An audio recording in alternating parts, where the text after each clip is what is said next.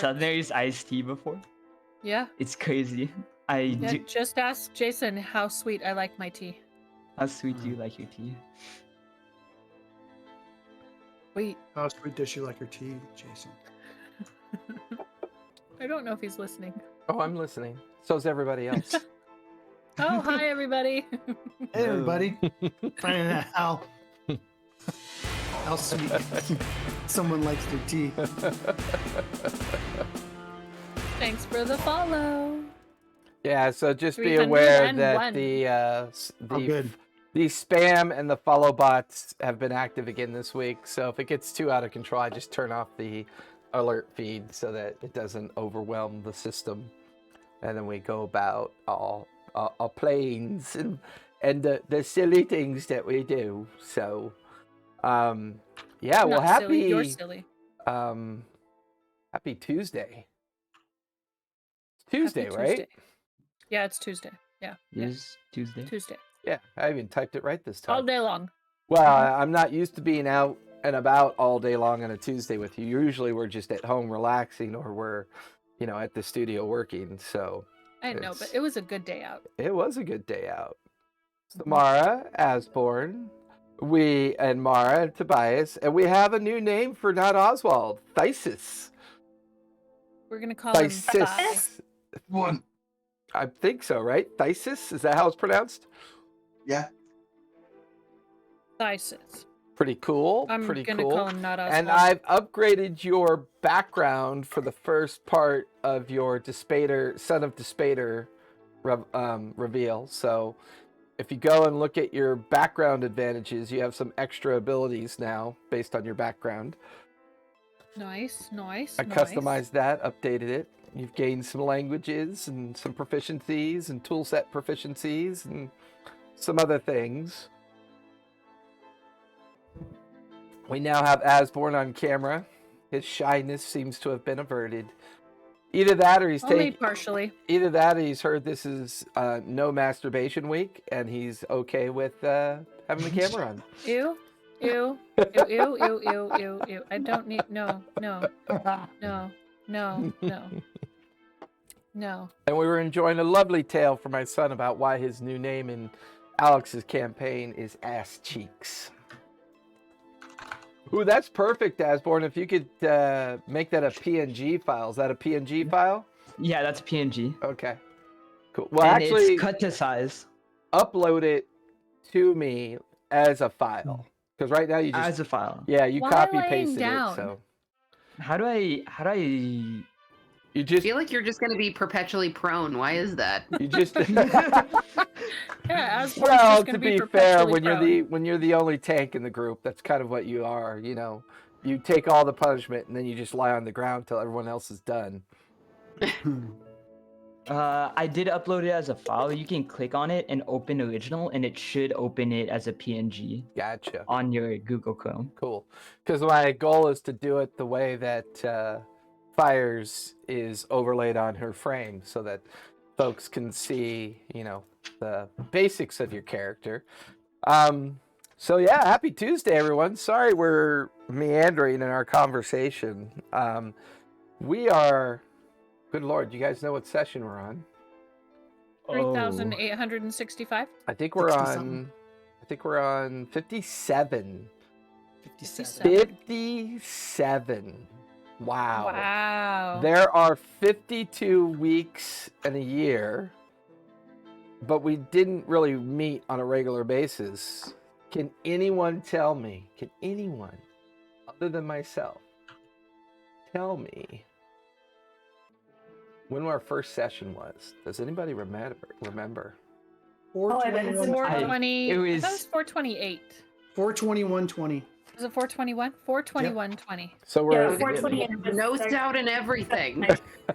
Just let me look through my files. Just let me look through my secret files for all the information I'm over here about like, wait, you. Is it Tuesday or is it okay? I know, right? Volume 1 of 2. So for this game. I know. Holy buckets. Yeah, so some milestones to say the least. before we do our recap, let's talk a little bit about our schedule. We have games every night of the week with the exception of Saturday. Don't know if that's ever going to change. I kind of enjoy not having to do anything on Saturdays, although technically I work on Saturdays. I run 2 pay-to-play tables on Saturdays. I now run a pay-to-play table on Wednesday, and I'm putting 2 more together. But the Monday, Tuesday, Wednesday, every other Thursday, we have a level 21 shot coming up this Thursday, which if you're a member of our Discord, you can participate in if you hit the accept on the invite. I think I have the most people waiting in line this time. I think I have around 7. I've got 3 that are in and like 3 or 4 on tentative. And I've got a lot of good Discord members that are trying to let other people, take advantage of the one-shot. Now, our one-shots are designed to be extremely meta, and they're a bit raily as well, obviously, right? Beginning, middle, and end. They're designed as a way for me to test my encounters, and they're also designed to allow our players to test their builds.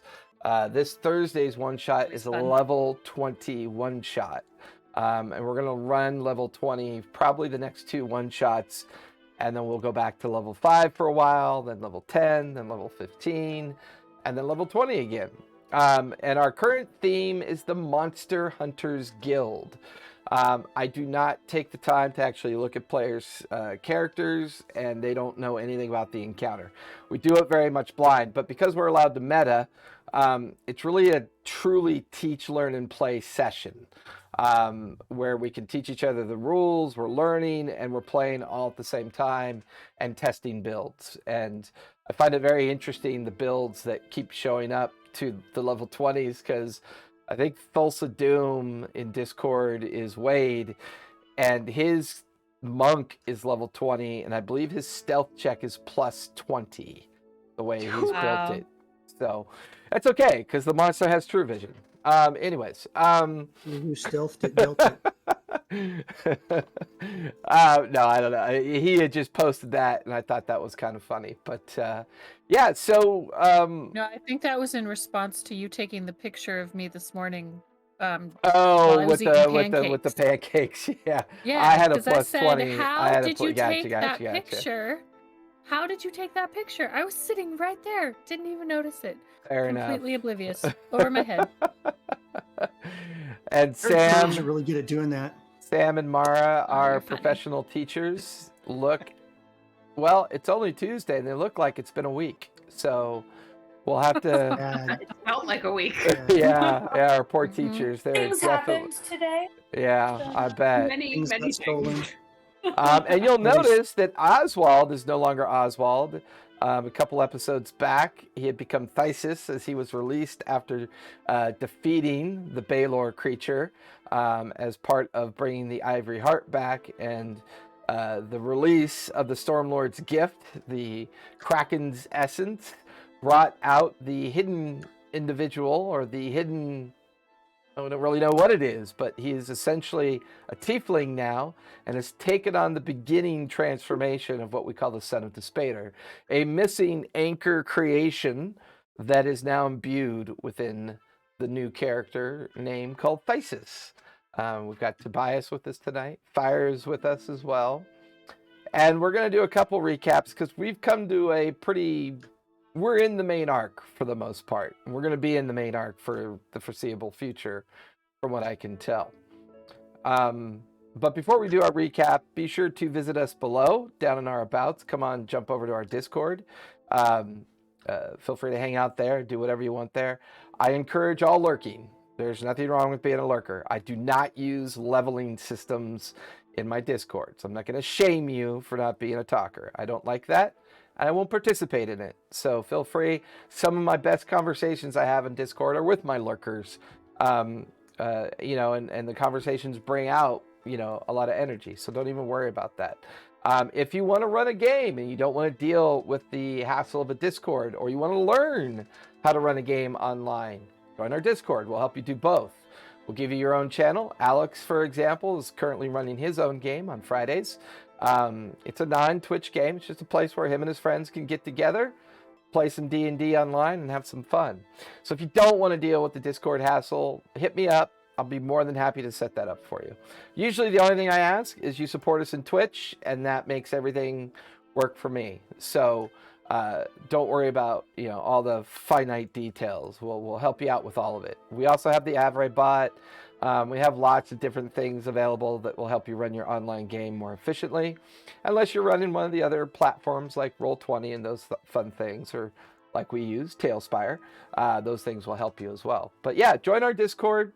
If you ever want to watch any of our old episodes or listen, we are on podcasts, Podbean, Anchor, and just about anywhere where podcasts can be linked to. And then YouTube. Click on our YouTube link. All of our past episodes are there. I try to keep up with both, but when you're doing all the work yourself, I got to handpick my days in order to be able to do it. So it's not quite super up to date, but pretty close. Otherwise, you just catch us here live, and usually in my recaps, I can kind of bring you up to reasonable speed. Some of the longer campaigns probably could benefit from previous episodes, but excuse me, we try to make it a little bit easier for any of our watchers, lurkers, listeners, or however you choose to put us in the background of your evening. All of our games are Pacific Standard Time, so I know for a lot of folks it's late by the time they get to us. So do appreciate all my late night lurkers for sure. I see that Dubtech is here. He is probably one of our original followers and listeners now for quite some time. We also have Chav Hunter and a couple others that are always dropping in saying hi. So we do appreciate it. I'm making a go at doing this full time and just sharing our actual play games with you. And nothing's edited. This is just us getting together and playing, whether we did it in person or in private, or sharing it with you. This is exactly how we play all of our games. So with that, anybody got any questions before I start the recap? Everybody good? Everybody. How do I win D&D? Anyways, anybody else got any questions or shout out? Just want to do a shout out to our Squire brother. Maybe so 68 just became a follower tonight. So thanks for helping push us over 300. Who's Maybe So 68? Who's that? Is that That's Bora. Oh, okay, cool. Hey Bora, thank you. I didn't realize we had more Squire brothers on here. If I did, I'd put together some kind of Squire brother tag. I may do that in the future. That'd be cool. SCA nerds forever. That's right. So with that, let's go ahead and jump into our recap. I do have the sound immersion player running. If you are interested in listening to the sound while we play, and this is for my players, feel free to click on your player and jump on in. Otherwise, you're free to listen to whatever you want to listen while you play. Or, as Callista always says, everything other than me distracts me. So I don't like to listen to anything else. So with that, let's go ahead and recap. Let's take ourselves back to the founding and recovery of the city of the Ivory Heart. With the team rallying to Samara's help, the team have brought Samara back to her homeland, her place where she was raised under the tutelage of both the Luxodon Patriarch as well as her mother. This place is where Samara has kind of found herself and then eventually made her way out into the world. The team helped rescue a statue or a idol of some sort that allows the essence of the city to almost be protected or come into existence based on the favor of the Wild Mother. The team, after recovering it, eventually hatched a plan to sneak it into the vault, where they did defeat Hiwat, the tiefling that now, or at the time, was worshipping Zarel. And Hiwat was attempting to use the idol to open a gateway to allow Malor, the lycanthrope god, into the prime material plane. But the team had stopped all this by defeating Hiwat, defeating the Baelor, and eventually Blackheart, the werewolf leader of this particular area of the Southern Green Forest, well, He was defeated as well. This allowed our team to bring back the city of Ivoryheart, the capital city, the place where all Loxodons travel to and practice the arts of worshiping the Wild Mother and travel the greater parts of Wildmont and then return from season to season.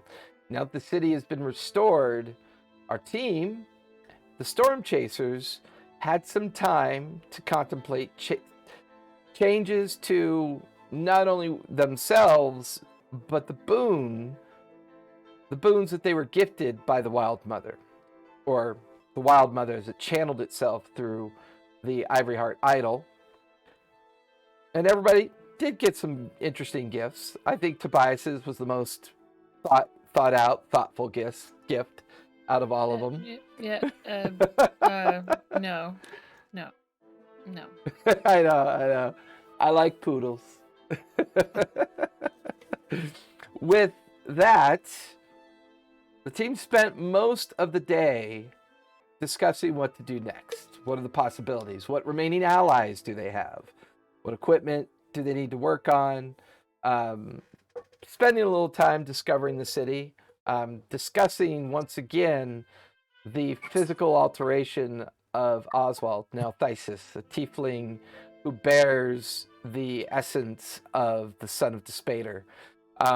More things being revealed. Eventually, all of the major players for now involved in the decision making eventually came together at the end of our previous episode. The gentleman, Albin, Fortuna was there as well.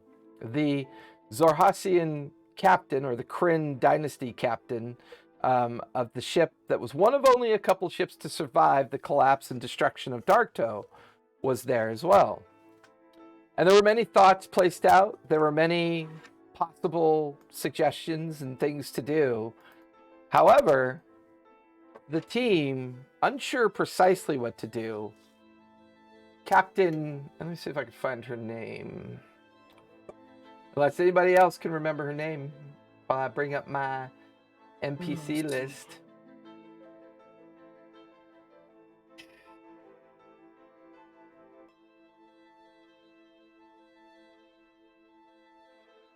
Captain Vedorha.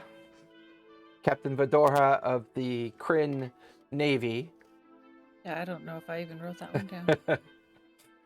She had made a suggestion during the last minute, one that all of you agreed to.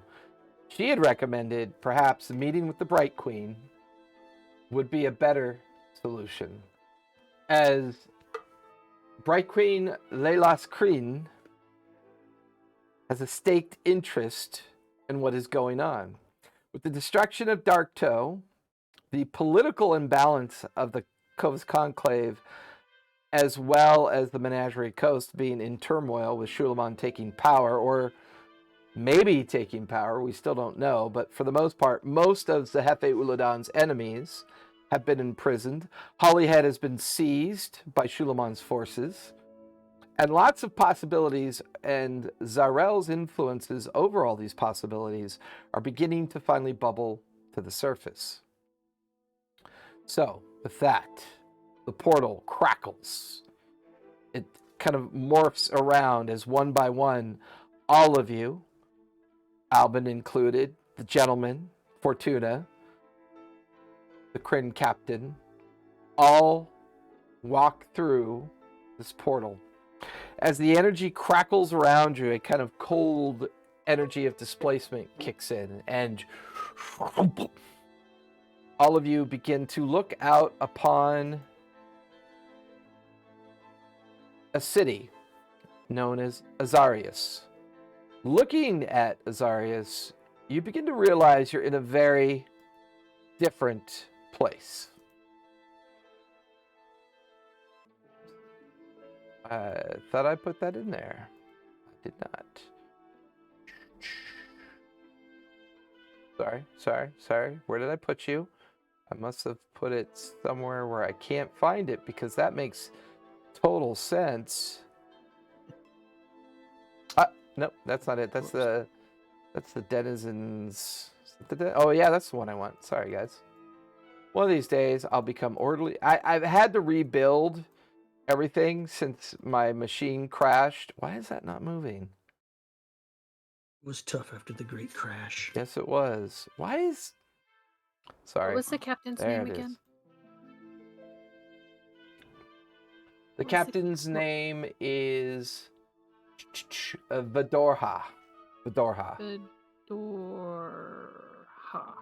Okay. Looking upon this bastion in front of you, this is the capital of both the Kryn dynasty and the major city that influences the Xarhassian region. Once a region of chaos and wildness, it was the Bright Queen and her order and organization and the beliefs that she brought with her that had brought a semblance of control and a bit of organization and, a bit of normalization at the same time. Both because the Kryn have always worried about the intents of the Dwendals, also because of the chaotic nature of this place, balance was necessary to maintain it. As you step through the portal and into the massive gateway that leads into the city, the Aurora guards flanking on either side, you watch as another very high-ranking drow elf kind of walks up to the captain. They nod at each other. The captain looks at the naval captain, and the two of them exchange words for a moment, and he looks back and he nods. Well then, come with me. And a procession through the city streets of this major capital city of Avarius. The creatures here are all manner of Underdark dwelling creatures, but it's not exactly chaos like it's always been told out in the West in the Dwendals that have tried their best to convince most of Wildmont that Xarhas is dangerous, deadly, should be put to boot and heel and succumb to the order of the Empire. There's people going about their business. They are doing daily activities. They are going to market, collecting goods, making trade, having conversation. Bugbears, ogres, orcs, goblins, humans, all seemingly quite well integrated. And as you pass through the gateway and into the center of the city, you're taken down below the great central palace in the very middle of Avarius. Here, the Aurora guards take you deeper and deeper into the citadel, until finally you find yourselves all being escorted into a waiting chamber. Not overly posh, pretty minimal. There is a small table filled with little bits of food and things to drink if you choose to do so. The two captains disappear through a door. The Aurora guards stand at attention on either side of the door. Fire's gonna go sniff the food. Okay. What would you guys like to do? Seems like you might have a little bit of time. I'm gonna pour myself a glass. Okay. I'm gonna. All of a sudden, with the I've got to sound go effect. pee. Complete with the sound effect. I might have to pee now. I'm gonna put my new armor on while we're waiting. Okay. A naked mouse. Naked mouse. Ew, gross. Look at those. I'll tiny- help the little fella put on armor. Okay. We've been bunking together a long time. You should not be a Oh, surprise. to I you. was joking. Totally joking. Yeah. Mostly. Considering, mostly considering joking. fire most of the time, yeah, we sleep in the same room. Yeah, no, I'm joking. Mhm. Oh, and look, they're back. Isn't that lots of fun? Who's back? Oh, the bots? Yep, the ball. I'm just going to turn off the alerts for now so I don't have to worry about it. Yeah. If anybody is a hacker out there, let us know. I mean, they're just boring. I don't even really think much Oh, about it that anymore. was the poodle comment. I didn't notice. Yeah, it was the beard. The beard. I like the beard. Oh, did you see that I did the upstanding one? If you wanna put it in right now. I will do it later because I don't feel like doing any edits. Okay, sounds good. I'll be honest. You are definitely upstanding, Asborn. What's my armor do? What does my armor do? That's I had a mouthful of water when you said that. Cracked me up. Sure. At least it wasn't all over your computer. Just over everything else but the computer. That's funny. All you're currently waiting, the gentleman included, Fortuna, Albin, are all waiting in the reception area.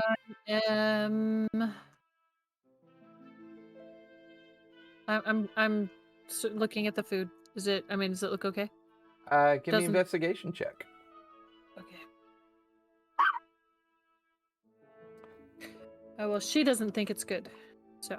Fair enough. I'm checking out my new armor to see what it does. Oh, hint. man. My investigation is terrible. I have no pluses. My stupid thing is on a Fire the barking Kill. cat. 10. Fire the She's- barking cat. That's actually the sound she makes when she passes gas. The taxi stands there. Say and hi. Sounds like she's farting.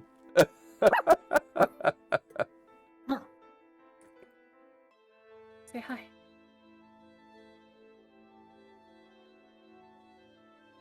I got a 10. On my 10? investigation. I mean, it looks fine. I mean, it looks like very unique, casual fare considering where you are. Okay. Mm, Hey, look, it's like Tobias sitting on my shoulder. well, I guess we've made it to the top. We're gonna get to meet a queen. I mean, I thought we'd met. Okay. Who I did you mean, think not we just met? a leader of a city. I'm talking like an actual Well, we met the Royalty. plank. We met the Well, plank then you king. should probably be on your best behavior. He wasn't a king. Well, now he's decapitated, but I mean, he was a king. Plank king. It's in the name. Heavy lies the crown. So heavy it cuts your head off. Oh, remind me never to be a king or a queen. I like my That's head what I where it think. is. Right, squarely on our shoulders. Now, wait a minute. You wanted to be the plank king. There's no plank to be the plank king of. There's plenty of Besides, plank. I'm the pirate king of the astral sea, so who needs to be the plank king? I don't think we can go back to the astral sea. It doesn't matter if we're there now. I was there then, which gives me the title now. Is that how that works? I'm just Exactly. shaking my head. No, here's the other one. I'm She's gonna saying go hi walk to me. over by the. You said the gentleman was there. Yeah, he's here as well, yeah. All right, I'm gonna go walk over by him and just be like, "So, what's the plan?" Well, to be fair, I was kind of hoping you could tell me. Bro, we're like stuck at this point. Are we? I mean, I find it interesting that one of the most powerful, well, monarchs in the Zohashian wastes, as well as the eastern frontier, finds it interesting that we have a conversation. I think it's quite yes, but intriguing. we also have basically hell opening up. That's more Well, what I was worried about. I mean, we've had hell opening up for a while. to be fair, you did close one door. There's really only one door open currently, correct? Dark Toe has essentially become a transient place.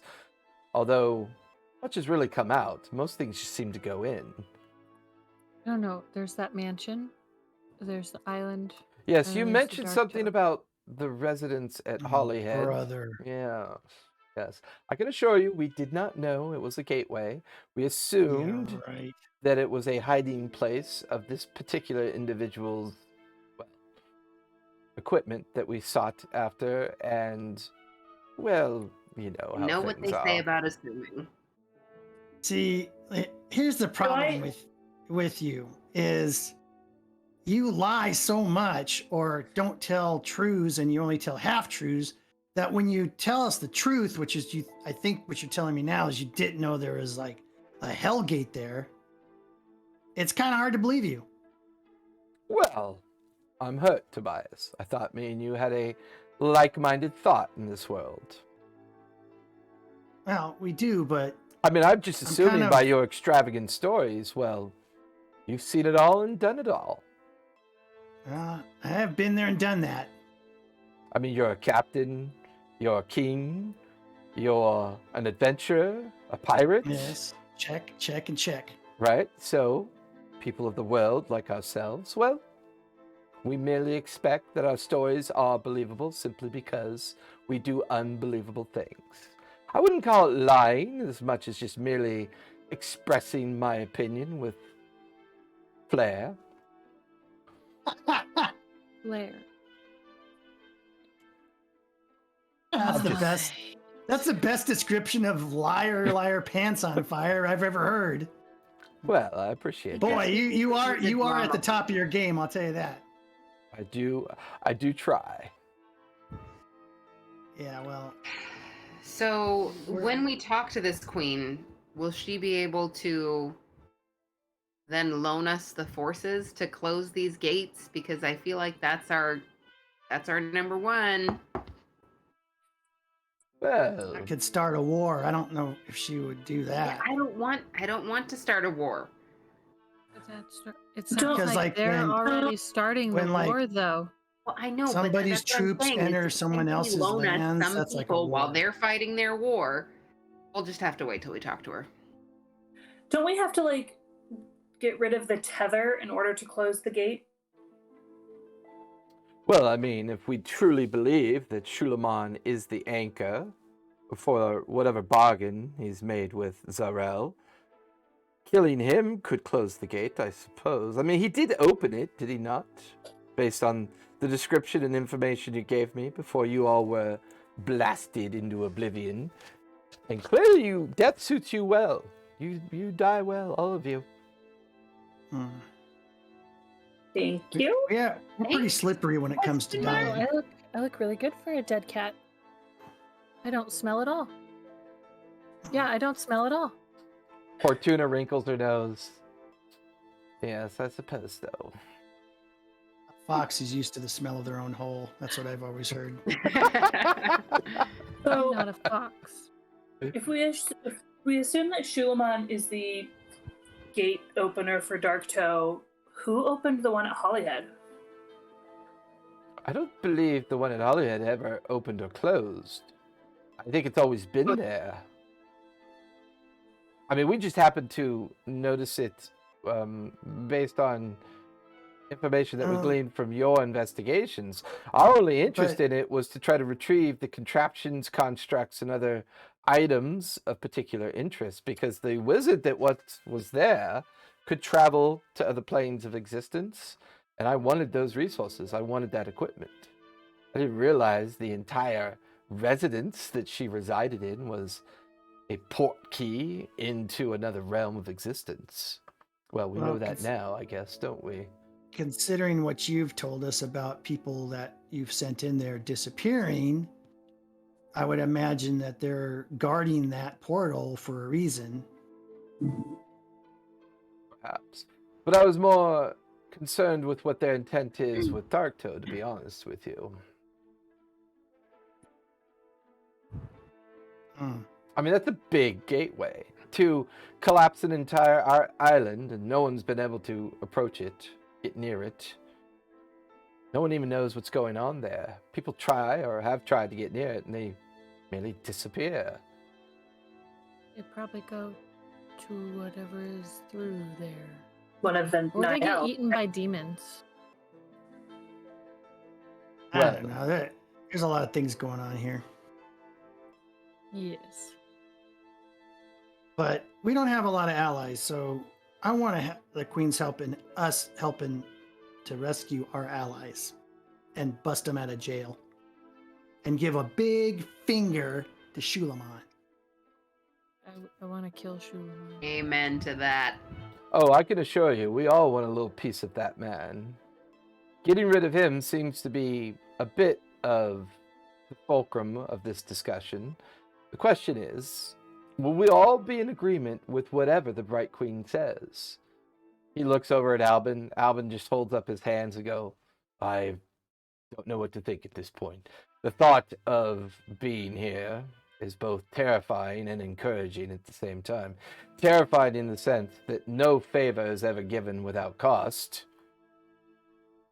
Excited because, well, face it, she's the Bright Queen. Center of the universe over here. God only knows her thoughts. Fortuna looks at both Albin and the gentleman. Are you both fucking kidding me? She will take all and give nothing, like she always does. She's made bargains with people I've known before. I'll even say she's gone a bit mad in her isolation over the decades. But if she's wise enough, she'll throw in with her lot with us, I suppose. The question is why and what is the cost? Plain and simple. All those with power do not bargain it away for free. We have to figure out what does she need us for what she then? wants. We need to do the dirty work, right? We need to close the gate. We don't need to. I mean, we could just go find our own little island and Wait You for know. hell to take over the world? Don't we yeah. pretty much have like a big giant bullseye on us, though?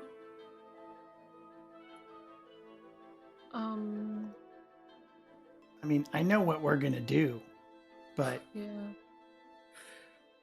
what does she want us to do and why? And how is she gonna turn Well, around and it's- stab us in the I feel back? like Because that it's the seems game. to be the whole thing that happens to us. So But if she's going to play the game of taking what she wants, we should ask for something in return that we want.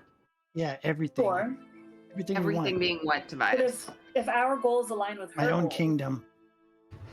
I don't think I that's don't think she feasible. has that in her power. I award you, Tobias, with the kingdom of Darktoe. Enjoy. Oh yeah, that'd be great. Perfect. You wanted to be the Blank King. Maybe I will go I think over you there and can check just it be out. it, the planking now. Like you can just say, "I'm planking." That's what I said. Blank. Who's going to stop you? Is that your figure, Sam? What are you talking about? Oh, hang on a second. That's not me, no. That's probably the only, like, the closest we could get on Tailspire. what is that? Tailspire. Oh, you're talking about that. Yeah. Yeah, that is me. Yeah, because my character looks like a boy. Well, yes. Hmm Yeah. Can't quite. They don't have a tabaxi with bosoms yet. Yeah. Sexist bastards. I think it's more of a technology problem than a sexism problem, but there are certain Backseat can be there are gross. certain starting points that kind of baffle me, but it's still a cool tool. It is for sure. The So- knight is oddly very close to what my I character know, actually right? said. I know. Yours is probably Even the the closest. pauldrons? Yeah, yours is probably Yeah. the closest. Oddly enough, with the exception of the shield and weapon, Tobias is actually reasonably close. Yeah. I wonder Not why. close at all. Um, the right color. Yeah, well, yeah, the and I crazy can't. thing is I have to watch it on Twitch, and so when you guys are mentioning stuff, I'm like, wait, what? And then I have to switch over to Twitch and be like, oh, now I see it. Yep. So a few minutes goes by. This conversation kind of unravels, goes back and forth. Concern. The Aurora guards just looking on in their discipline that they enjoy. Eventually, the Aurora captain comes back into the reception area, looks at all of you. The Queen will see you now. There are protocols to follow. Do not look at her directly unless she chooses to speak to you directly. You're not expected to bow. We are not that kind of court. You will show Look her at her respect, but she expects her questions answered in a timely manner. She is a very busy woman and does not have time to spend quibbling over your own sense of insecurities and your own undeveloped discussions. Is all of this clear to all of you? And you notice the Aurora captain looks right at the gentleman. Oh, please, my reputation is grossly exaggerated. No, So it want is to be on not. Tobias? Right. So eventually, all of you are gathered up with the captain. The massive pearlescent doors are opened up. Coming into this space is definitely interesting. The court itself is very large, but built into kind of like a series of rock-like walls, like natural caverns. And you begin to realize you're very much deep below the actual citadel itself.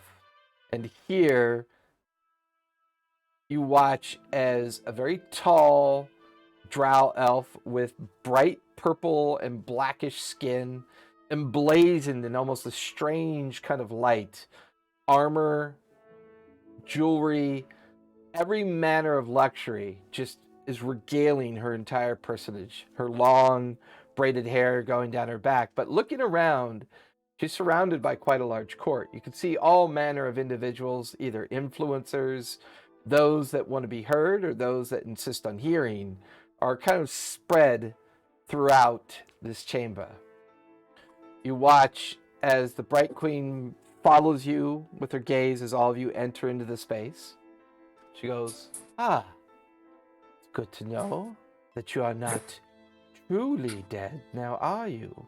And you watch as she glances at one of the noble-looking elves in the background, who just kind of looks away with a sheepish kind of embarrassed look about it. "Well, I have heard many great things about you and what all of you have done. But please, step forward and introduce yourselves to me so I know who I'm speaking to."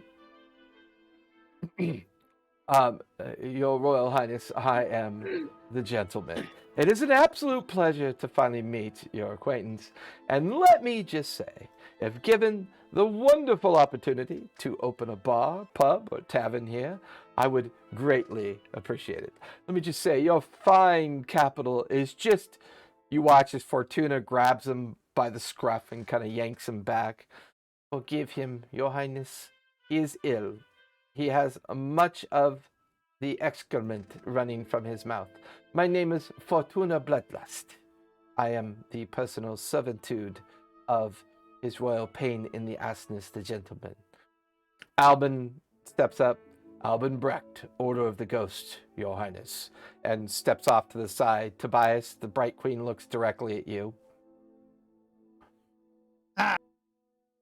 His Supreme Majesty, Tobias Fairweather, Pirate King of the Astral Sea, first and last of his kind, releaser and recapturer of Scourge, the Undead Hydra, teller of truths, stealer of the Statue of the Sacred Heart, emperor of the Aerial Thieves, and destroyer of the Blackheart clan. At your service, your majesty. My. We'll have to look at opening many embassies where you reside. Thank you, Master Tobias. She turns her gaze upon Fire. Hi, I'm Fire on the Bright Cliffs. That's quite the difference between the first and the second. She then looks over at Mara. Marakai Brecht, Order of the Ghost Slayer. Ah, I have two secret agents in the deepness of my citadel. Interesting. She looks over at Samara. Samara Talmud, formerly Samara Shubogro of the Ivory Heart clan. Yes, there's much buzz about the same green forest. Well met, daughter of the Ivory Heart. She turns her gaze to Asborn. Lit brings her hand up before Asborn can say anything. been a long time since I've had a Sinclair here. What is your name? My name is Asborn Sinclair, second daughter of the Sinclair family. I am aware of your parentage.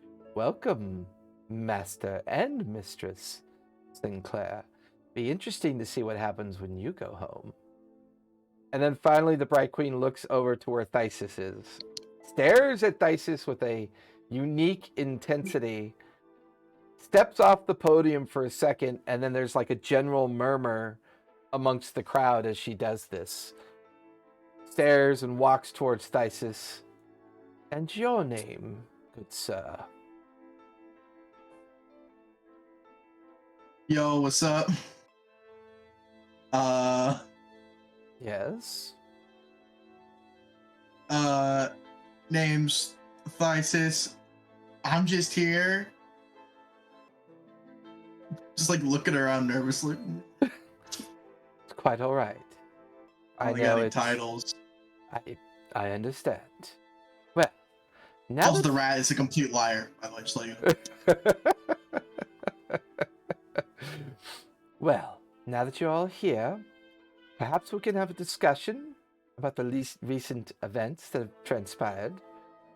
It is well known to me in regards to what has happened in the Siren Green Forest and the Luxodon city known as the Ivory Heart. I congratulate all of you on bringing a bit of our history to our present.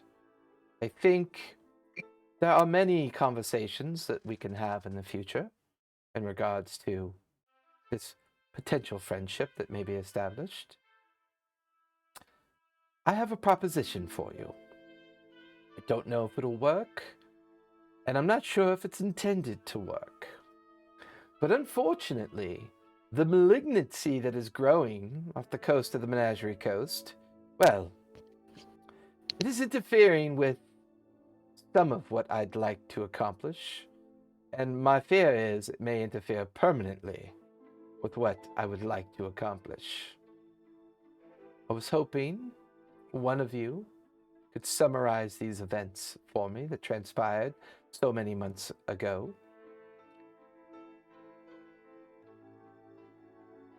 She kind of looks at all of you individually. Where do we start? I'm looking around, just looking at all the different shit in this room, like, whoa.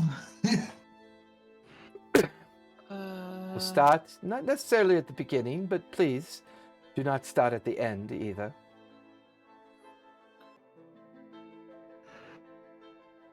We were trying to capture an undead Hydra. I'm aware of that information. It seems that that part was at least successful. She looks over at another nameless face in the crowd, a couple of them kind of nodding their heads. What interests me, however, that you bring it up. Why did you feel it necessary to capture such creatures?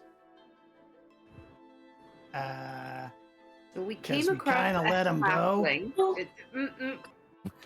We came across a halfling who was not what she seemed. In our travels, we gathered more information and learned more about who is now inhabiting this halfling, and what they are trying to do. Darktoe being destroyed was a result of the power that's inhabiting this halfling trying to open new portals and release certain entities from hell. And we are working and doing our hardest to stop that from happening. Understood. Tobias. Excuse me, you have so many titles. I will just merely call you Master Tobias. Yeah, that's fine. You That's mentioned something about releasing said creature? Well, I mean, see, this is kind of how it happened. I have a treasure map, and I used it, and we found the treasure. And we opened a huge door. And behind the huge door was treasure. So we found what we were looking for. Ah, But what was in there that we weren't looking for was an undead Hydra. And we while it found was out getting out that and it was running Shulamon. away. Well, Huh? we found out that it was Shulamon that gave your mom the treasure map. Did we? Yes. All right. Well, anyway, so I guess I was tricked. And then that opened up. The undead Hydra got out. We got some treasure. We left. Then there was the Leviathan thing that came out, and we had to try to get that back. A piece of advice for the future, young Master Tobias. When your treasure tries to eat you, merely close the door and leave, I think. Yeah, it was a big Well, door. the treasure didn't try and Barely eat us got until it later. open. Until It later. left. It wasn't really bothered with us. It wanted to get out. Interesting. Mara? So I kind of felt bad. We all felt bad, so we got it back. We tried to get it back. Mara, and you capture seem to be concerned about this conversation. Is everything all right? It's just, it's a lot of the story is being glossed over, and it makes it sound a lot worse than it is. I can assure you it is a lot worse than it is. Well, so that's why we wanted to go and capture the Hydra, because... So the Hydra was contained? Yes. And Darktoe was lost in the process, correct? Yes. Yeah, that was Shulamon. He hit some orb with a big hammer. And while we were in this between space, it was a planar orb. What was that called? I think that's right. Use a magic hammer to smash the orb of planar shift in order to send us to the planar ethereal shift. plane.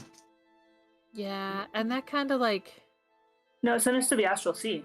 Killed everybody. Same thing. Well, okay, it was not that sent us to the astral sea. It was actually my spell that was trying to get us out of there, combined with the, explosion that kind of just shoved us into the astral sea.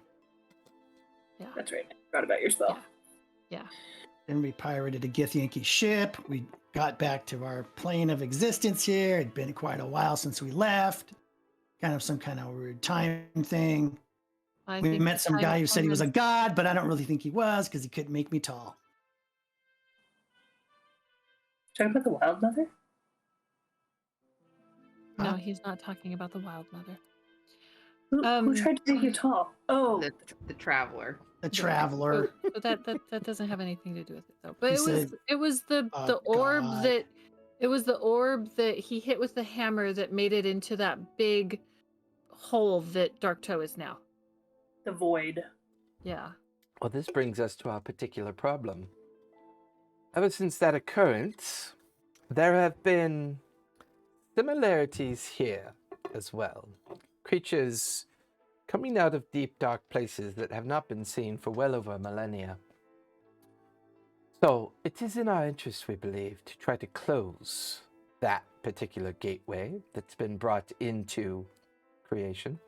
And based on the information I've heard at this point, it's fair to assume that all of you are essentially responsible for its creation, correct? I blame Shulamon. Blaming another person is one thing, but let's face it, letting the undead Hydra out falls squarely on all of your shoulders, correct? Well, we were tricked by Shulamon, so I think it's kind of on him a little bit too. We were just being adventurers. He definitely picked worthy targets then. Thank you. They don't know if that was a compliment. She cocks her head strangely at the degradation remark that Tobias clearly misunderstood. Of course. Yeah, you think anybody could get into that vault? No. You watch. You know why? Everybody that made the vault told us that we shouldn't have been able to get into the vault, but we did. So their vault. You watch as another elf comes out of the crowd. Your Highness, to the point. We have regained control of the access to the storage vault, but we cannot gain entrance.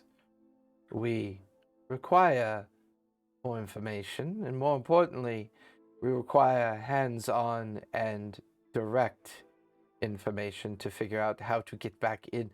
Place has been abandoned for some time. Yes, I know. I'm getting to that. Just give me a moment. Was that on the Crag's Finger? The what was that name of the planet? No, my interest in the Stormlord's Vault is, well, not specific. I'm sure at some point we'll come back to that. But deep underneath my citadel lies a chamber. In that chamber, an ancient relic that we once used to close portals. Oh. But we sealed it there We need because that. its magic was too dangerous to allow others to potentially steal it. And it's been sealed ever since. We used it right after the calamity to bring order and balance when we established ourselves here. But knowing what I know now, knowing what you have kind of summed up for me, I do believe that this particular device will aid us in this cause. There's a bit of a problem, though. We think something has penetrated the vault and is preventing us from making our way inside. I was hoping all of you could find your way in, retrieve the relic, make your way back to the court, where we will give you the information on how to use the relic, and then we'll figure out how to get you out to Darktoe and attempt to close the gate. Now, we do know that when we do this, or attempt to do this, this will draw out certain individuals who will try to stop you. This we That's know real. for certain. However, It's around. this may also help us more specifically identify those players that need to be dealt with. My specialized team have already made a couple attempts at Shulamon, and they have failed miserably. So to say that he is someone to be dealt with lightly clearly is not the case. So does this sound like at least a conversation of agreement? While we're doing that and down trying to break into the vault or unlock the vault, is there any way that you could help or your agents could help rescue some of our Allies.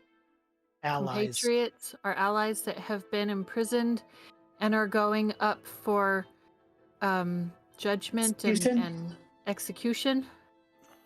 Well, soon? unfortunately, prisons and prisoners cannot be my concern right now. It's also possible if we do that now, it may tip our hand. It's already stirring ripples through Wildmont in regards to the Luxodon city being brought back in.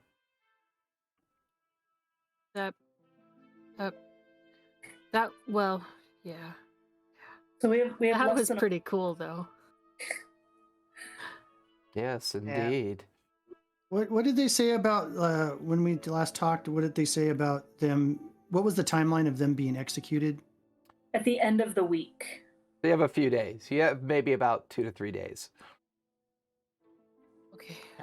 Well, Your Majesty, I'd like to help you out, but I can't. I got to go save my friends. It's only going to be a couple, 3 days, and they're going to get executed.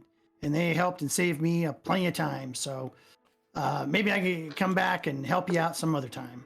Give me a persuasion check, Tobias. Okay. That's going to stink because I'm not very persuasive. Guidance. Oh, I'm going to use... I think I have a D10 of inspiration. I'm going to Can I guidance him? Or no, if you have a D10, like use that. But You have to I'm touch going to him use and that. That's why I said guidance. I But can I don't pat have his to head. cast it. I don't Sam, to do you cast have a it because Sam? Do you have fire a can fan burn me. on or something? It's my laptop. The fan on it's going. Sorry, I'll try and stay muted. No, that's fine. It's fine. It's fine Can when you're I- muted. It's just I wasn't sure. Awesome. So it'll be a 26. Okay, never mind. I was gonna say, can I try to discreetly cast Bardic Yes, Inspiration? that is No the first need. ever for Tobias. I couldn't persuade an ant to do anything. So, okay, 26.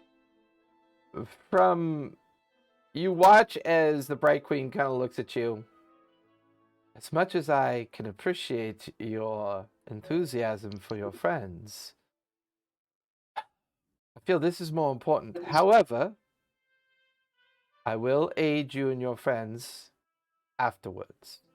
At least retrieve the relic so that we may study it and determine our best possible recourse for its use. Then I will have some of my agents help you get back into the city and help you find a way to save your friends.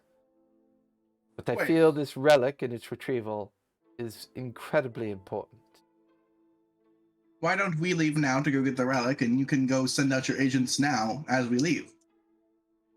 Saves time. I can do that indeed. Now that I know specifically that Warden Druna and Old Iron Puss are in jail, along with your so-called friends, the very least we could do is do a detailed incursion and review of the prisons that they're being held in, and perhaps get you more detailed information in regards to what might be happening to them. Are we in agreement? Right. That sounds like a plan. I'm gonna look at. Now, is this a thing where we go gentleman down and there's like 50 levels to get down to where we need to get to? Or are we just going to go down some stairs and there's something there? And we can just open up It's the a bit of a place? journey down into the relic vault, but I can assure you it is not. You will be there as soon as you decide you want to leave and make whatever preparation you decide to make. And I will have one of my Aurora captains lead you to the entrance. Now that we've secured the tunnel and made it so that we can egress to the door, we can cut down on your travel time. That Can sounds I good. like discreetly lean over to Albin? Do you think you could go to Zoom? Look into Captain Allister? I don't think I have much of a choice.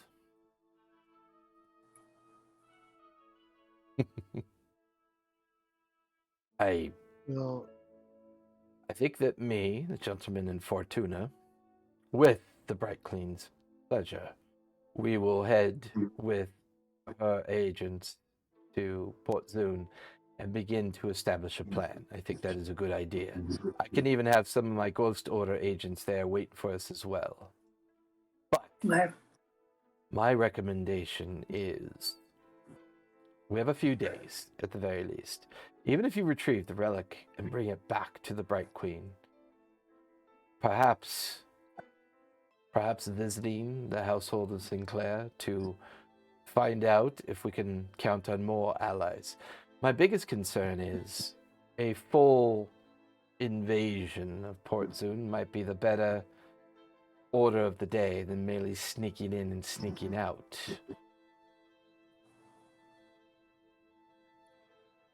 invasion. That's unfortunate. General Tobias leads an invasion force into Port You're not a Zune. part of this conversation. Oh, okay, never mind. Oh my gosh. Another. Wow. Oh my god. Another title for Tobias? Another title for Tobias. Well, anyways. I feel better at least if you're gathering information and making sure the execution doesn't happen before we can get there. I will do what I can.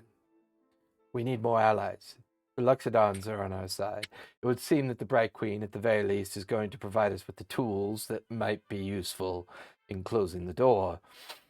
However, breaking into a well-guarded prison, sneaking very important prisoners out, could be an entirely different situation altogether. I feel like maybe having more allies could suit us. We don't have many. Yeah, we're not really known for our finesse. I'm not even sure anyone in your group understands what that word is, dear. No.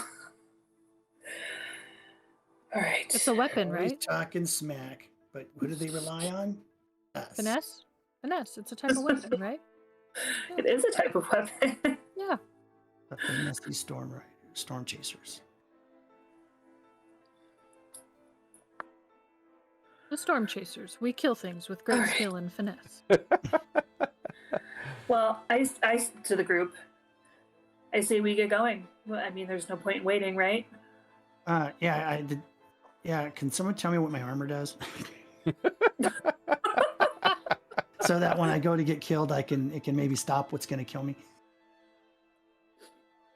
Oh, that's right, because you took possession of the new Obsidian armor. I took possession and I said, "What does it do?" And you go, "I'll get back to you." Well, I mean, Yeah, so he does that a lot. I hope you get back to me before the first blow lands. You know, I got yesterday. I got ghost stats like minutes before game started. That's all right. I'll be patient. Just cut me some slack in the combat. That's all I ask. Okay. All right. So let's get down to this place. very well. Captain Thamalis, please, if you'll show them to the location. Captain who? Thamalis. Thomaliss. Thamalis. Captain Thamalis, if you'd please show our guests the corridor and the entryway. It's a very ancient door, to say the least. You'll find its personality be most unforgiving. But, The door has personality. well, What? it'll make more Scarred sense when you see it. What's killing everybody down there? Do you know? And all of you are kind of escorted back out into the reception area. Captain Thamalis is waiting there.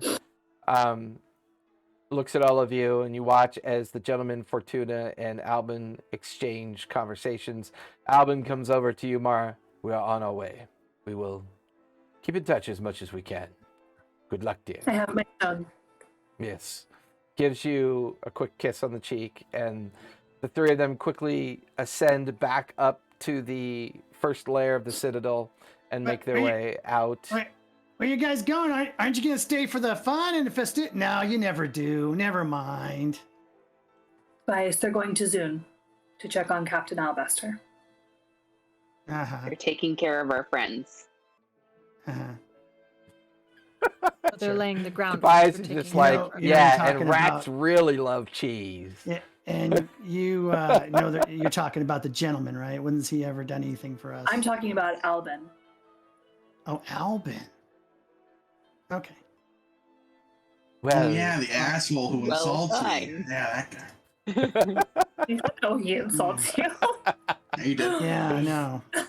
Did you What say else he's is new? only Not one who metagaming. told you? I think the only person that hasn't insulted me in my life was just the queen we just met. I haven't insulted you. By proxy. By proxy. Let me look at my notes here. You called me mouse. You Never called you you a called rat. me rat. That- back that- on- that's- No. That's right. Tobias never- does keep a hate journal. I forgot about that. He does. These are the People I need to kill. Let me see if you're- 9,422 people I Burn hate. book. I call you the captain. That's what I call Wow. The insult death list, you're on it. Sorry. So you must have done it sometime during our adventures. It's because I've disagreed with you. I think it was because you disagreed with him. Calling me a liar. So, gotta get No, another that's list out of out. character. Mm-hmm. No, it's good. But most everyone has. This is true. So everyone is on your list? Pretty much. Someday when I'm big, Someday when I want to turn into big. like a Godzilla-sized Good thing you're not mouse. When we attack Godzilla-sized Port Zune, I want to be like a Godzilla-sized Tobias. We could. Doesn't Isn't there a Is spell there, is as there people get engorge or enlarge? Hey, Engorge? it was Okay. Okay. was not- No, not is it Oswald. Settle enlarge? down. I don't want to be It's engorged. enlarge reduce. Tobias does Enlarge not want to reduce, be that's what it engorged. is. It can only go Yeah, one okay. size up though, so he would only shoot up to a medium. Oh. Well, but If that's what you we point are, a right? finger at me Yeah. and say engorged, I'm running. Well, no. Just picturing the- It's the mouse enlarge. cake Sorry, it's nutcracker. enlarge Okay, reduce. it's in, So, I mean, Thysis could cast enlarge reduce on you and make you people-sized. I don't want to be people. Why would I do that? Godzilla-sized. You'd probably be Godzilla bigger than size. me. Does that He's count? cute just the way he is. Yes. Okay, All right. so Let's go find this Your weird mother was door a thing. goat, and your father smelled the of smell of the elderberries. elderberries. The captain looks at, whenever you're ready, please follow me. And you watch as We're he ready. immediately heads through a side door within the reception chamber and begins to take you down a very long series of corridors, stairwells. You pass by people either in study, in chamber. There's probably a lot of activity going on related to the organization and the government of the Kryn dynasty. And eventually you're taken to a particular stairwell that kind of winds down about 20 feet and into what looks to be a recently excavated hallway. You see a lot of equipment and material that have been used to clear this hallway, almost as if maybe there was a collapse here of some sort related to possibly an earth tremor or earthquake. He takes you down this corridor and then out, and then about 20 feet down into an opening of a larger chamber. Within this chamber, it's solid natural rock, all of it recently excavated. And at the very front of this chamber is a double iron door. Above the double iron door is a dragon head. It seems to be made of stone. The right door seems to be a relief of a cloud, and the left door seems to be a relief of Does it look the same? No, doesn't look. Okay. Yeah, it's more of Okay. a storm cloud feature as opposed to what you remember seeing at the Stormlord's Vault. To the left, you can see a series of representations of the post-calamity of the Zarhashian region. You know, you see a panel regarding like a volcano, another panel regarding a great kind of migration of very small figures disappearing off into the relief of the mountains, the founding of a city, the birth of a city, its expansion, and this kind of idea that this is kind of playing out a kind of written story of the founding of Aridius and the general area at this point. In the middle of the double door is just this great seal that reminds you of the Kryn tabard and banner that you saw up top. And this seal is pulsing with a bit of arcane energy. And then you all hear and watch as the dragon head begins to move and talk. Well, what have you brought me to play with today? The others were quite nice. I'm hoping these ones will prove to be more interesting. The captain just looks at you and back at the dragon's head. Well, good luck. And you watch as he quickly leaves and back up the hallway, leaving 6 of you standing in front of the vault chamber door. What would you like to do? Does the Does it dragon look specifically like any type of dragon? Like, is it one of their chromatic? Or is it just Give me a history plain stone? check. So the door doesn't Natural look 20. like the. Woo! Nice. With your modifier? Oh, plus 7, 27. Based on its overall appearance, it's kind of hard to tell. It's definitely metallic, not chromatic, which leads you to believe it could be any of the copper, gold, brass, what you would normally know to be more or less not malicious creatures. But you don't know if that really matters here. Whatever this seems to be, it's an animated dragon head, roughly about 10 feet tall, 8 feet in width, sitting above the 2 doors. And it's just staring at all of you very intently with a bit of kind of a passive look on its face. I want to look at the mechanics of the door. Okay? Give me an investigation check. Okay.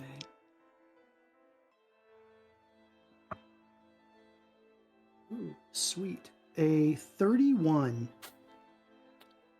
No, let's see. I'm sorry. It's a 33.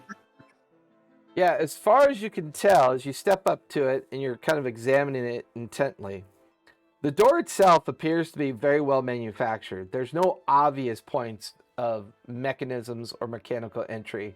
You can hear the voice above you as the dragon looks down at you and goes, careful, don't touch the center dial. Well, I'm a bit bored. Go ahead and touch it. What happens when I touch the center dial? I don't know. Let's find out. Go ahead, touch it. Yeah. Well, let's think this out a little bit. You watch as the arcane seal kind of glows and pulses with energy. The dragon just kind of giggles.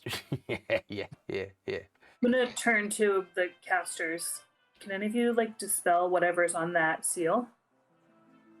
Well, if they couldn't I mean, we dispel can it, I try. highly I can doubt try, we yeah. can dispel it. Is there? I give it I'm an gonna arcana look check around. real quick. Give me an I'm gonna arcana look check, Thysis. I'm gonna look around the room. Maybe this is just a ploy. The whole door is a ploy. Maybe there's another door or secret passageway or something. 28. Okay. With your previous investigation, Tobias, this feels very real while oddly eccentric at the same time. But you don't see any other access points physically in front of you.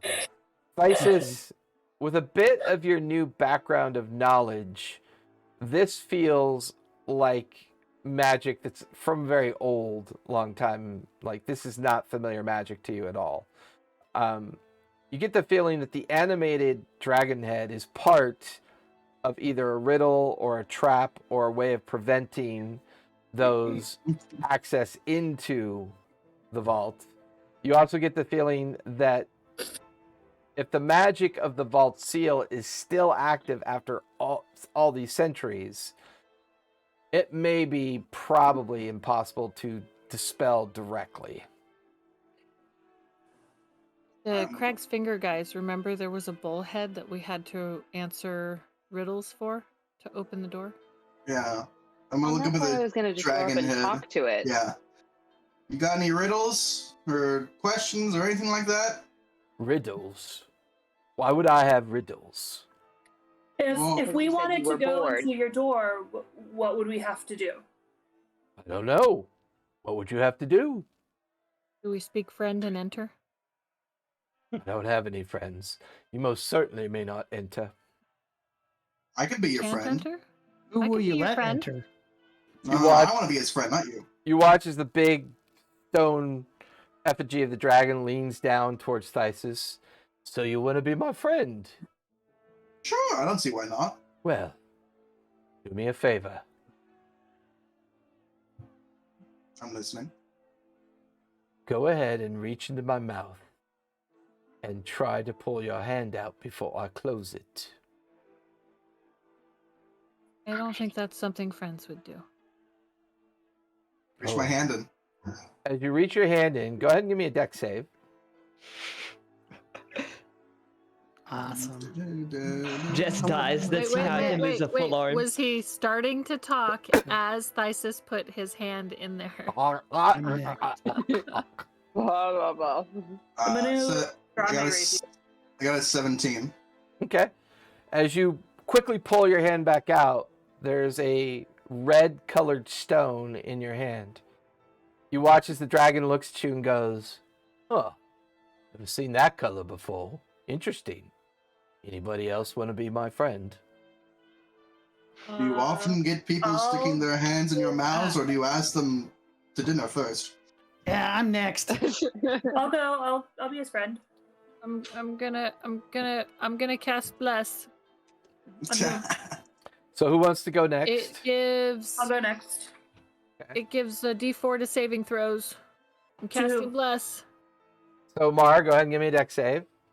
Get a Who did you cast bless on? How many of us are there? D6. 6 of us. Let's see what level do I have to do it for 6 people.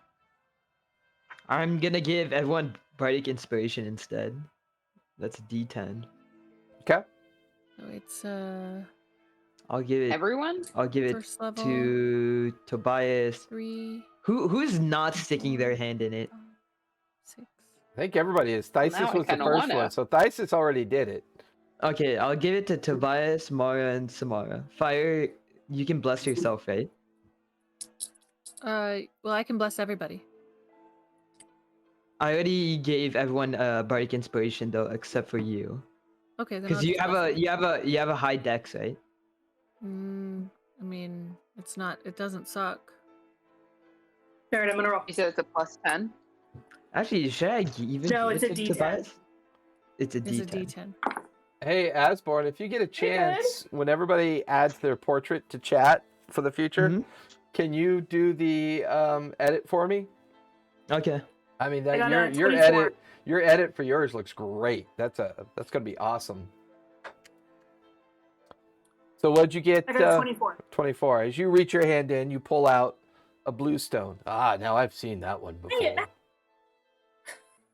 Who You're wants to go saying a next? deck save, not. All right, go. I'm up. I'm up. Oh, okay, go ahead. Is it a deck save or just a straight dex? Deck save. That's why I did bless. So I had a D4. Well, no, you guys have Bardic Inspiration, which is a D10. We had Bardic D10. Inspiration, D10. which thank God we did because. You didn't bless us? I blessed 3 of us. She did Does not bless Bardic me. Inspiration and They bless don't stack? they? Yeah, they I- stack. You just they can't do? stack blesses. You Okay. couldn't Yeah, stack because you don't blesses. have to roll your And you couldn't inspiration. stack Bardic Inspiration, but I think you can stack. Yeah, I Bless didn't and Bardic roll my Inspiration. inspiration. I don't know. That's up to. I don't know. I didn't need Oh, it. Yeah. I needed my inspiration. I'm just. I got a 19. Okay. Okay. You reach in Thank you for and the inspiration. I needed that. you reach My in hand's and you getting pull out a white stone. The dragon looks at the Aw, stone in your hands, great. goes, "Oh, that one's gonna be very fun." So I don't know if this is a good thing. I'll go next. Oh, No, okay. Tobias, you go since you have No, a no, better Tobias, you get your hand bit off. Go for it. Test the waters. Ooh, 8. With your I didn't bonuses mean and it for everything. real. Wait. With your Bardic Inspiration? I didn't Can't put Bardic inspire Inspiration himself. on myself. I gave it to Then everyone bless. else. Then bless. Okay, so D4. Yeah. Because if you didn't do it to you, then you did it not to me. And a not 1 you. on the bless. So 9. Oh, you're gonna lose a hand. Ouch. You pull out a gold stone,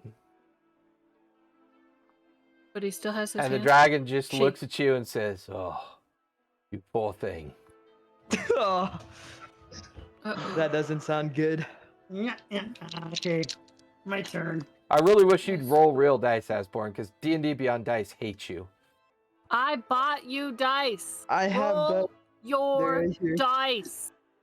Okay, I don't have a good Tobias, what'd space you to get? roll it. Here. That's a problem.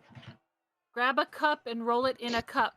No, that's 35. really smart. 35. You pull a red stone as well. Wow. Hey. 2 red stones in one sitting.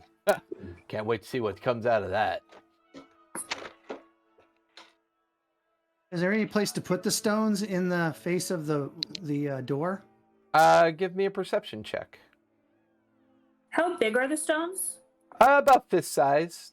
Not that big. Fit in the palm of your hand. Perception. So who hasn't gone yet? Fire?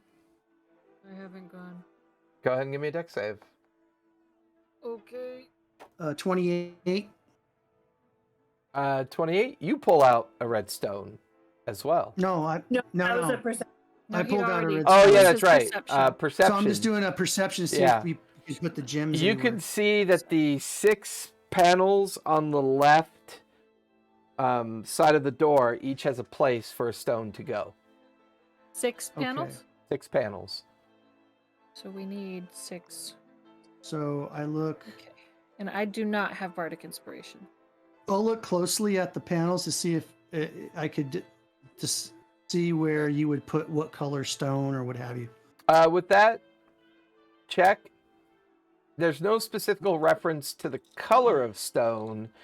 You get the feeling that whoever places a stone in any of the particular panels that tell a story, that it's more just the matter of you place the stone in and then maybe something happens. But you don't see anything specific to the coloration or which one to place where. None of that seems to be in relief. I got a dirty 20 30-20. with Bless. I didn't have Bardic Inspiration, right, Asborn? You retrieve No, a you blue did not. stone as well. Hey, same as me. So we have 2 Okay. red, 2 blue, a gold, and a white. And a white. and a white. And a white. What is he? Does he say anything to Fire? He goes, "Oh, all of you seem to be pulling familiar stones. Perhaps that's why you're all friends." Except for me, you didn't recognize mine. I tell everybody about the holes over here that. No, didn't he say? He said yours was going to be very fun. I don't like that. I have that the red one he didn't recognize. Okay. Well, Yeah, he did say, "I've never seen the red one before." Okay. here goes nothing. So Do we each put of the, them in a Oh. time? so here are the Wait, six. wait. Here are the 6 panels that you can see. The first panel is a relief of a volcano spewing lava and representing what could be the calamity itself. The second panel is telling a story of migration, where many different individuals are funneling themselves into valleys, mountains, and hills, looking for a place to reside. The third panel is the creation of a city, its birth, the founding of a city. The fourth panel, city flourishes and becomes a beacon to others.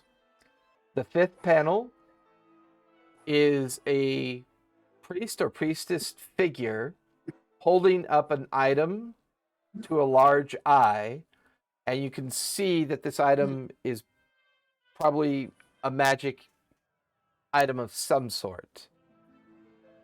It's almost as if they're offering or worshiping a particular item or offering it up. The fourth panel, 6. or I'm sorry, the sixth panel is a pair of very large doors closing and a priest or priestess applying something to the doors. This is almost telling you a story of destruction, escape, founding, creation, worship, and protection. You get the feeling that these stones, these reliefs, have something to do with getting these doors open, but you're not entirely sure. The dragon's eyes glimmer the kind of bluish turquoise hue. Oh, I can hear the questions in your heads. This is going to be interesting. Are you allowed to give us any clues? I don't know. Do I have any clues to give you? What were the names on the doors again? The first door is the destruction or the effigy of calamity. Are they actually named?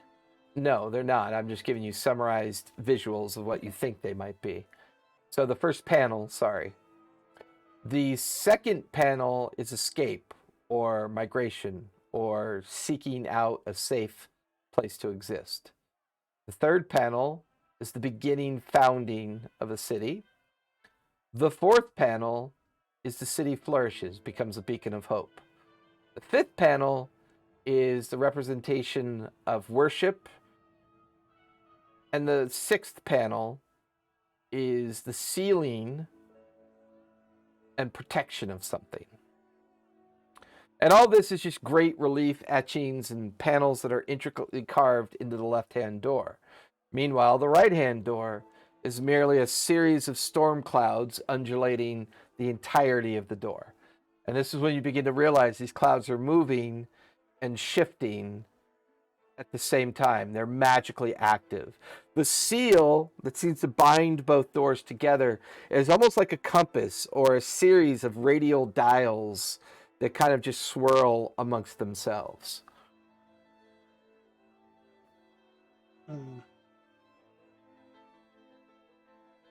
Well, maybe we should go in or just do it in order. Who wants to do the first one? Well, it looks like the red one might be. Destruction, volcano, destruction probably has of to the do That's what I with was thinking. fire. Huh?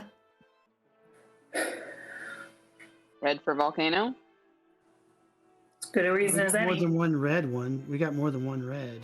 Yeah, so which I one? don't think which it other one matters would we which- put the red one in? Well, we. We start with red and end with red? I don't think it matters. It matters what we picked out personally. I don't think it matters what color it's going to be.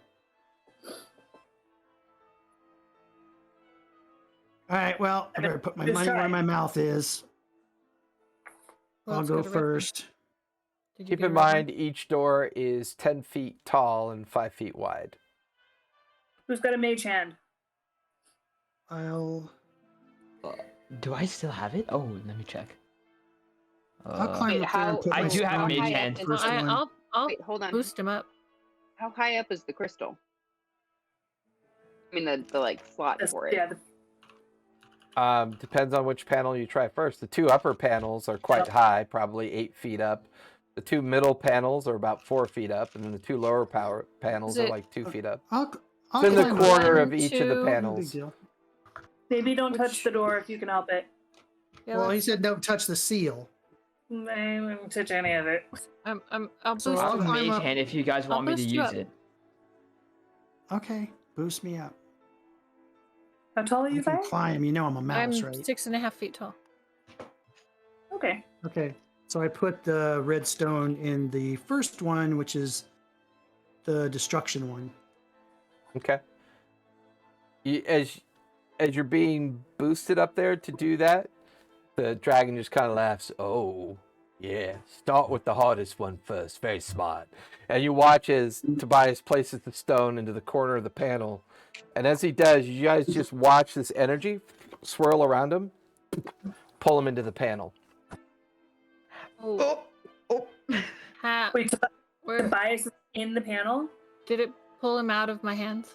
And as you look at the panel, a stone carving of Tobias is now in the panel, and he seems to be standing in front of this volcanic display. You watch as the right door begins to swirl with lightning-like energy.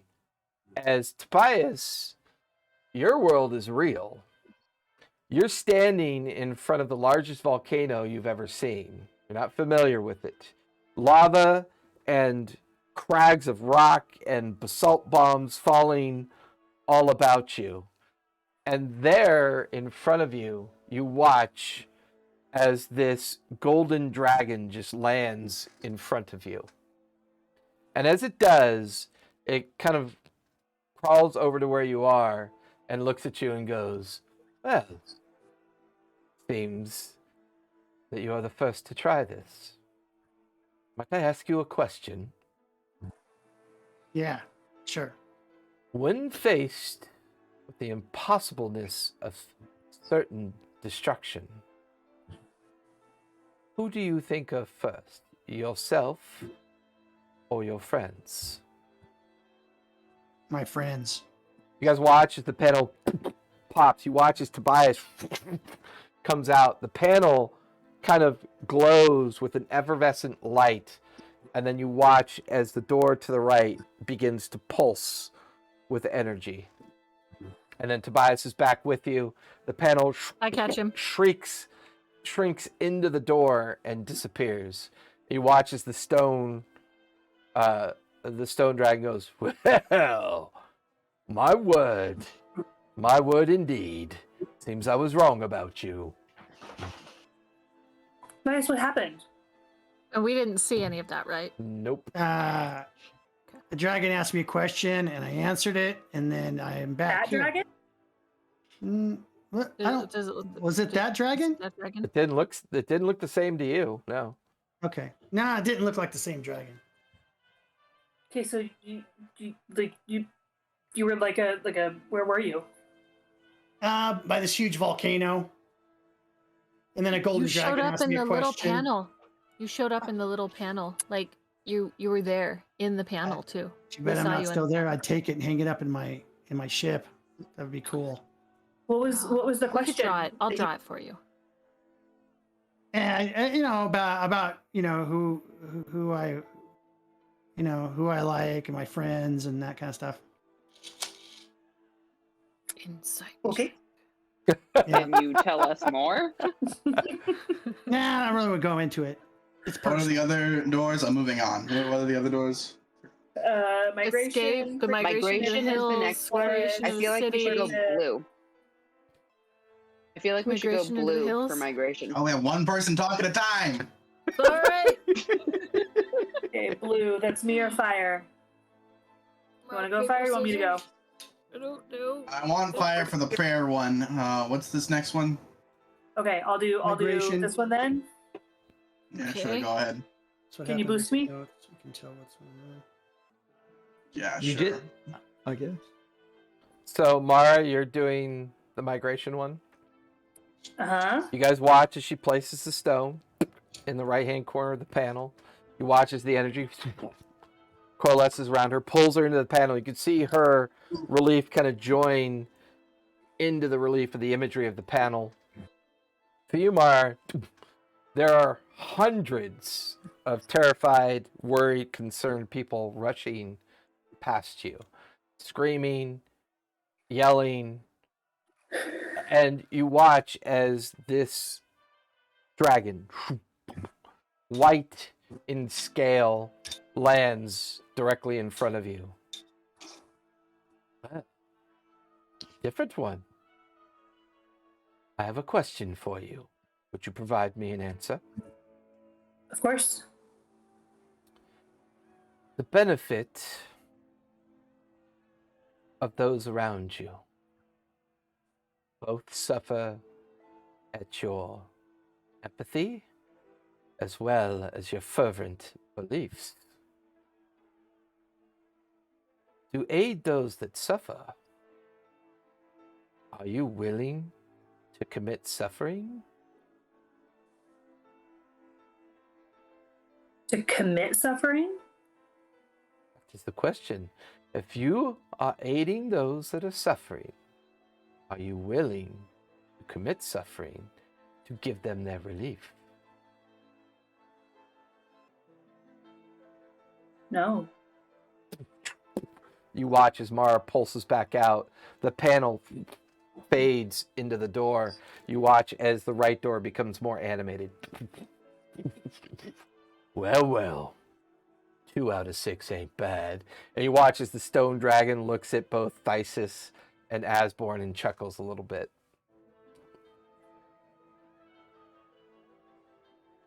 So what happened?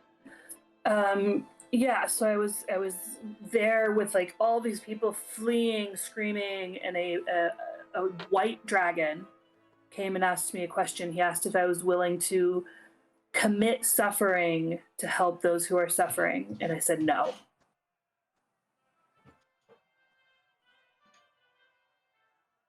All right, I'm walking over to creation of a city and I'm putting my gem in. Okay. You're what? You watch as Samara plugs in the stone, the panel, the energy activates. She swirls about her, pulls her in. Samara, all around you are people hard at work.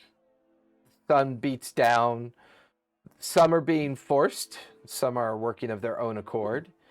It is a sense of survival that is kind of emanating out from here, all these different groups and people, and you're standing amongst it.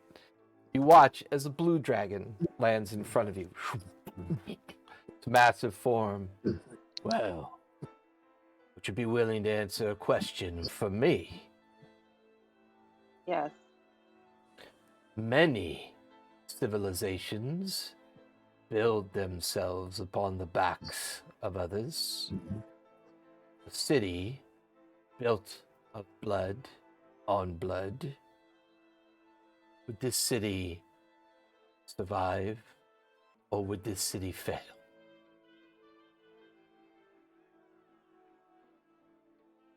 It would fail.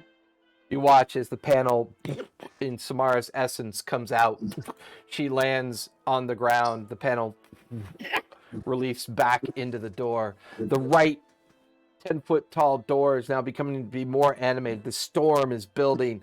Lightning, wind, all manner of energy and animation is going on. leaving 3 panels. Well, well, that one wasn't so hard, was it? What happened? A blue dragon asked me whether a city built on the blood of others would survive, and I said no. Tobias, what color was your dragon? Gold. Gold.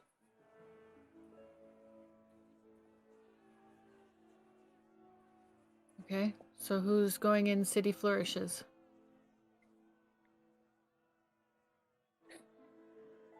Would that be my gold one? Asborn, you're up. Go, go, go. I feel like it would be the gold one. I'm gonna put it in. You guys watch as Asborn steps forward to that particular panel, sets it into the relief. You watch as the energy pulls her in. She is now in the relief, and you can see it's been activated. For you, Asborn, as you come into this marvelous representation of the city, all about this city is all manner of wealth, but kind of spattered here and there.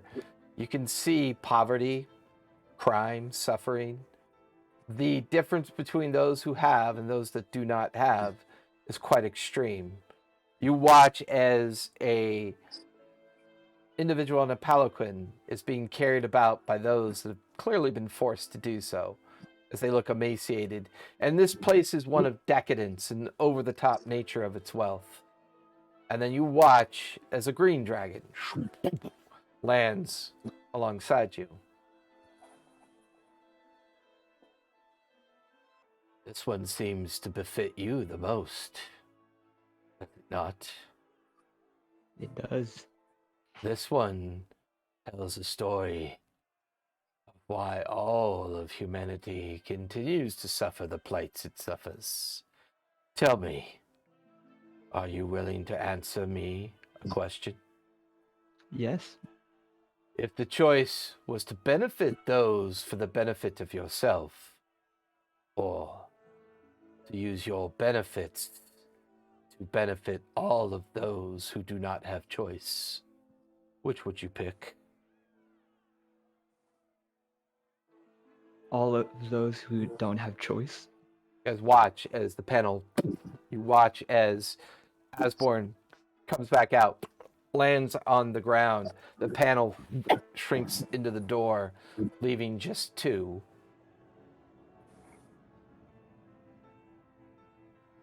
And the stone That was interesting. effigy of the dragon. Well, for once, the Sinclair had other thoughts than their own. Did we tell the dragon you were a Sinclair? I don't think we did. Awesome. Great. What did the dragon ask you? I had a green dragon, and I was in this lavish city, and he asked whether I would use my wealth to help others or benefit only myself. I said help others. Okay, my turn. And I go up and put my blue gem in the worship door. You guys watch as Fire does the same thing as everyone else. You watch the energy pull her in to the relief panel. You watch the relief panel flare. Fire, you find yourself immersed in a very ancient ritual, unfamiliar to this kind of worship. You could see a great figure upon a pedestal of sorts. They're holding something very bright and very effervescent in their hands, and they seem to be offering it up to those in front of them. Crowds circle about, murmuring and chanting in unison with the worship of the creature, or worship of the priest. Let's see, I'll make sure I did this right. Gold, white, blue, green. You watch as a red dragon comes down. Well, they send the most religious ones to me, it seems, all the time. Would you answer me a question if I asked it of you? Yes. You watch as the massive red dragon head looks about. It's always good to have faith. But what is the difference between the faith of one, the faith of many, and the faith of the blind? What do you get when you combine the three? Out of character. Great. I don't get the, the yes They or get no question. they get I the harder with the multiple choice they get question. harder with the What the progression of the heck? panels. That would have been the same one to Ugh. anybody else who took that panel. Okay. What is the sound of one hand clapping? It claps for the. Okay, say that again. The faith of the one versus the faith of the many versus the faith of the blind. All three of these, what do they get you? Faith of one, the faith of the many, and the faith of the blind.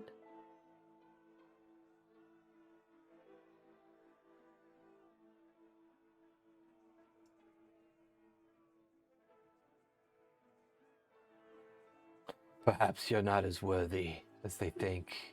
I can send you back. It'll be painful, but you'll recover. Oh, I wanna answer. Just thinking. I'm thinking. You watch as the priest by itself offers up the item. You watch as the crowd kind of murmurs and moves about themselves. You watch as the zealots approach the crowd. And you watch as panic begins to set in. Seems like something here is playing out based on the question that was asked.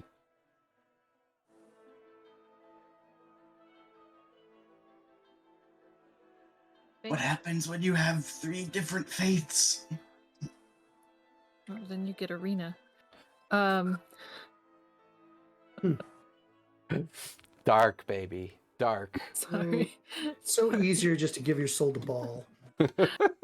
It was not easy. Thank you very much. What happens when you have 3 different faiths? Then you're torn. You watch as fires pulled out of the relief. You watch as the relief a bit diminishes into the door, leaving the final panel. What was this again? Get in there. It was the panel of protection. Ceiling protection. All right, I'll go in. Whatever. Red one, right? Mm-hmm. Yeah. Sure. Red gem. You watch as Thesis places the stone into the final panel. His energy absorbed into it. You can see his stone facade form in the panel. Thesis, you watch as a massive creature awaits you when you stand before these 2 great doors. This creature has a gold head, a white head, a blue, a green, and a red. You also watch as in the very center of it, a larger serpentine head of black. As this 6-headed dragon stares at you, standing alongside these 2 massive pearlescent doors, each head talking separately. Ah, look at the one that they sent for this one. Oh, says I. And they all kind of look down towards you and they kind of, send the non-believer, the one that searches for what they could never find. Rest, peace, quiet of a world bereft of their existence. Been a many a soul, this one, and now something new, something different stands before us. Is it worthy? Can it answer this question? Your questions aren't much of questions. It's more of just reaffirming your own beliefs and values. Ah, spirited, knowledgeable, risky. Taker of this one, is it not? Well, so much confidence. We shouldn't disappoint it, shall we? No, we shouldn't. We should ask it. The hardest question of all. You stand in front of the last great seal of a gate that holds back an old way of the world. This gate has remained sealed for thousands of years. What gate am I?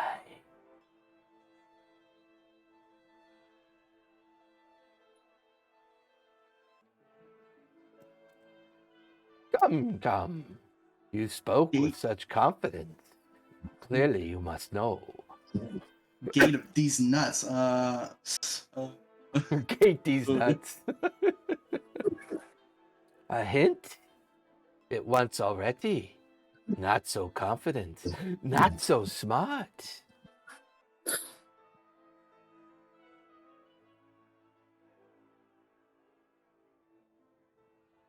Thousands of years we've settled. Don't send me that shit. This gate has always kept a watchful eye, has always made sure that the Nine never rise to come and destroy this world again. What gate am I, foolish one? The gate between me and some bitches. It's the best gate. Shit. What? It pulses and you're back with us. Oh, no. Wait, let him think. Doesn't know, does it? So bold in its assumptions. It is by far the most important gate that the prime material plane could ever know, and here he stands. Correct. Idiocy, unknowing, doomed his world is. All 6 heads lean in, especially the center large head. Doomed he is now.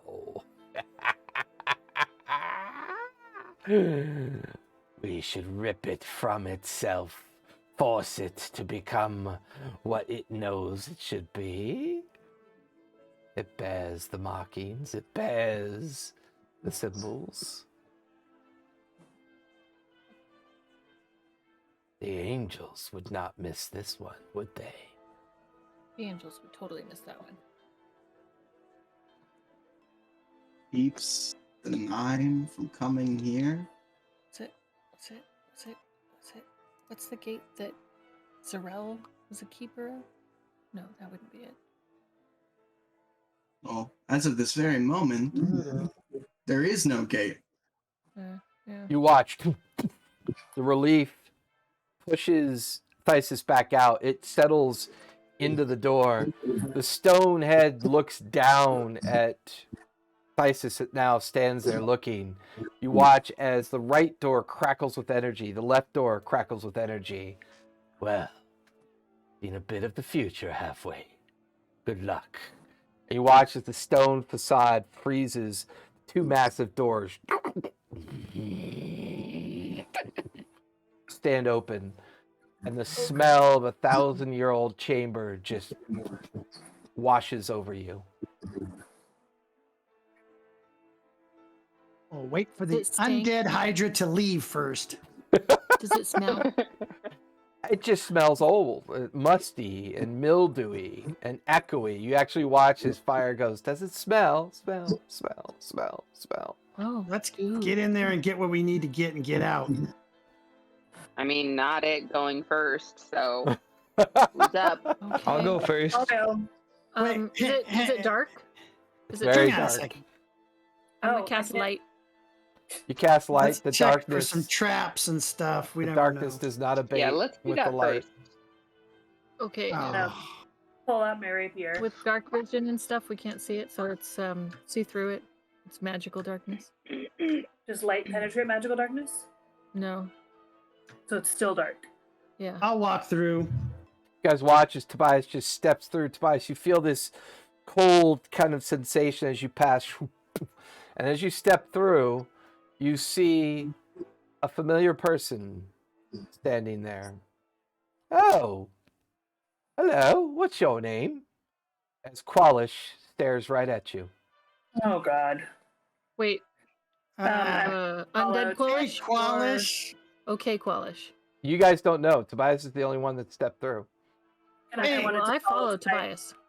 Okay. Qualish, how you doing? So as all of you one by one follow Tobias and then you step through this barrier, Qualish merely sits there at a table, chair, in a chamber that doesn't really make a lot of sense.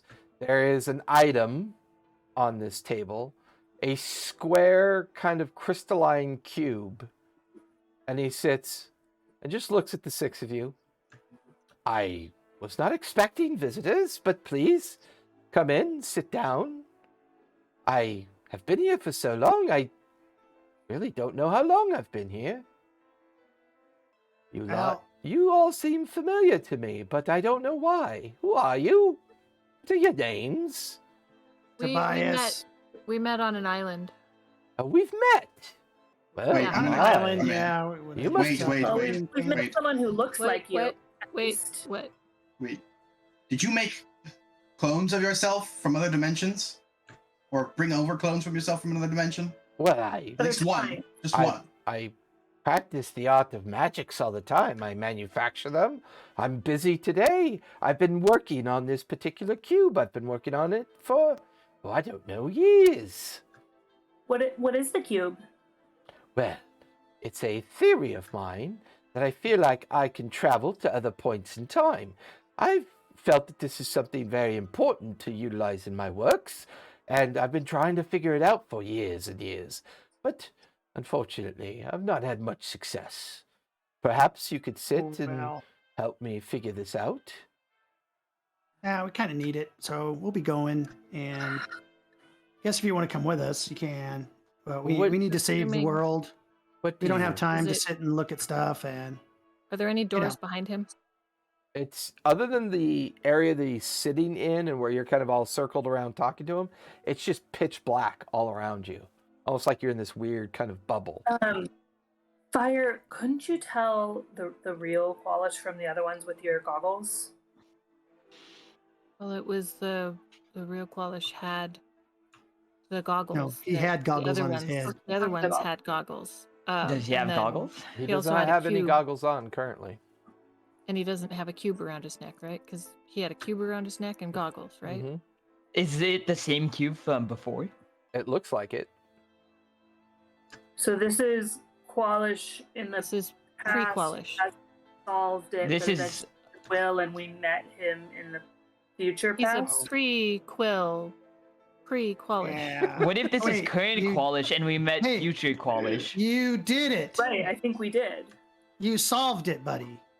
I solved what? You did it. How did I do You solved it? the I- cube. solved the cube. The time We saw travel. you with it on your neck, so you solved We it. met you Everything's before good. in the future. I think your future, our past. I don't know if I solved it. I mean, the only thing I can ever seem to get it to do is project fragments of time. Here, let me show you. And he grabs it and he Oh, kind of God. twists it, and you watch as there's like a puff of arcane energy and it just crashes nearby. I don't know what this means, but it's interesting to say the least. And you watch as this projection begins to bubble up and flourish. And it's hard to tell, maybe 5 or 6 individuals. They seem to be making their way through a very unfamiliar forest and up alongside a very unfamiliar mountain, and they seem to be going into a very unfamiliar mine shaft. You can even hear natterings of their conversations, something about Turcasta's lab and a strange going-ons of a previous situation. What could that possibly be? What could And- that possibly Nice reference, man. Nice reference. Nice reference. Is that Monday session? Yeah. Yeah. Yeah. You then watch, this one's the most interesting one, if you ask me. And you watch as the arcane arch comes out and There's a bloom of energy. You are looking at strange machines crossing a very unfamiliar surface. Huge cannon blasts coming out of them.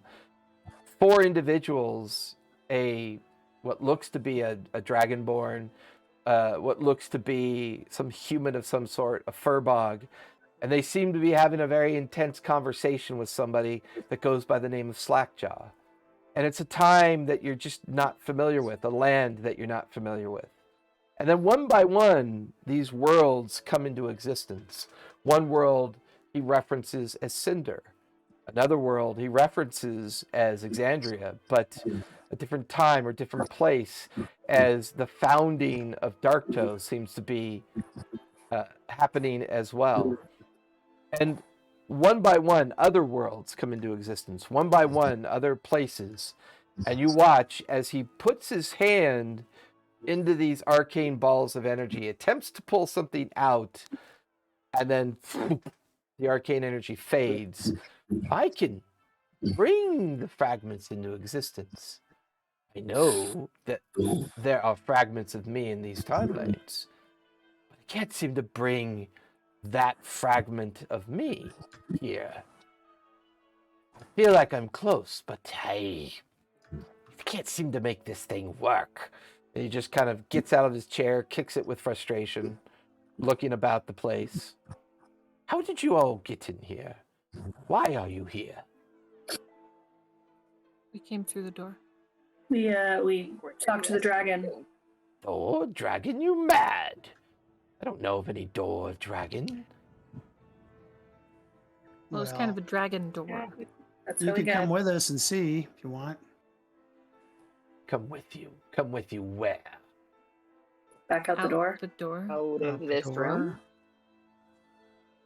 He looks.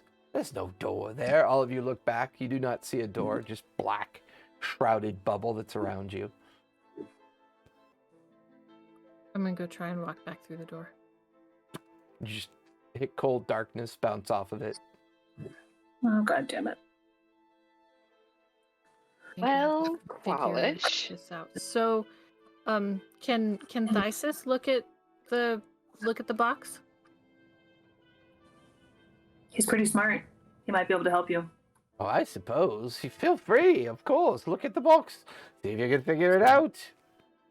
I'm gonna walk around the darkness and see if I can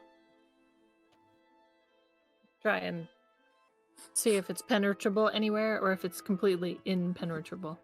Give me an investigation check. Isis, he Investigation. points at the cube on the table. There's some writings and other documents on either side of it, stacks of books. Your passive is high enough that you look at these books. They all have something to do with projection, planar travel, the ideas of the different planes of existence, the Fae, the ethereal planes of existence, everything that would have anything to do with passing through very difficult areas of magic and what they might mean. I'm gonna have Ember guide me. Guidance. Okay. Ooh, okay. Well, because my investigation is... I got an 18. Okay. Your hand just finds firm, cold resistance wherever you go. I'm gonna walk over to Samara. Guys, this isn't looking good. What do you think would happen if I ethereal stepped? Could I get into another plane?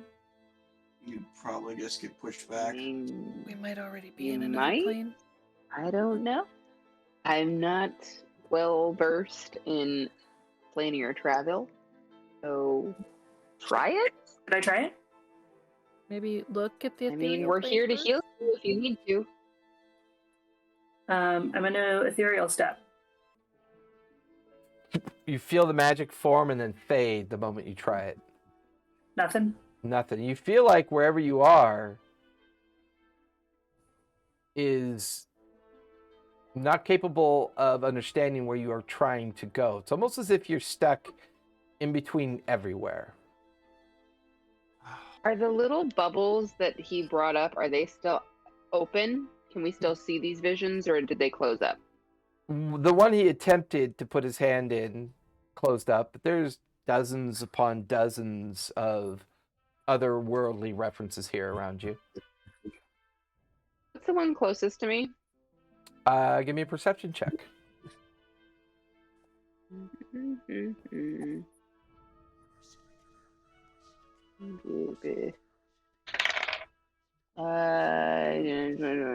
23. 23.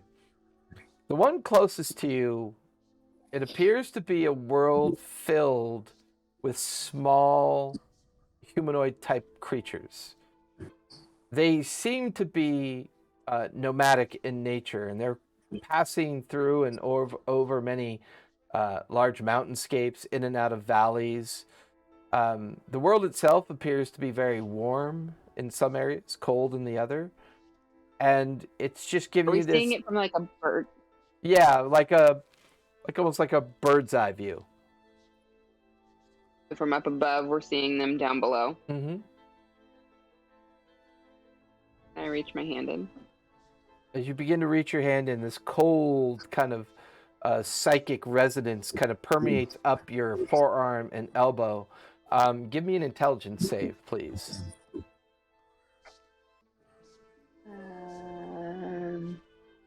Is Bardic Inspiration over? 1, 2, 2, 23. 24. One use, it shouldn't be over. 24. I'm good at 24. As you put your Pretty hand smart. in, you feel a hand grab your hand, and you begin to pull something outward.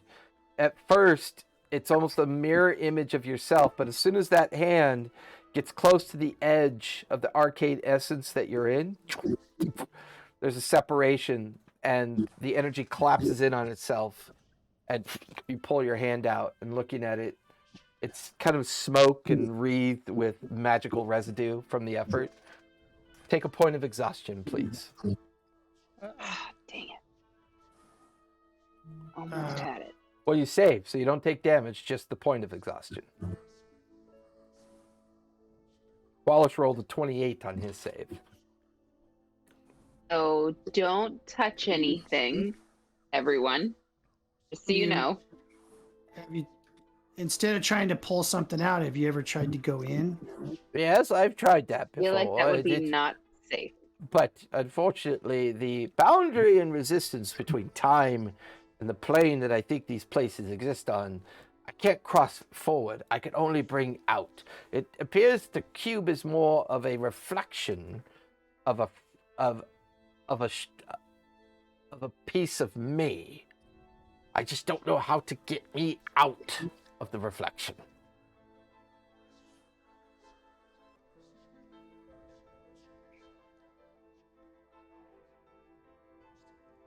Are there any other relics in here that, could help?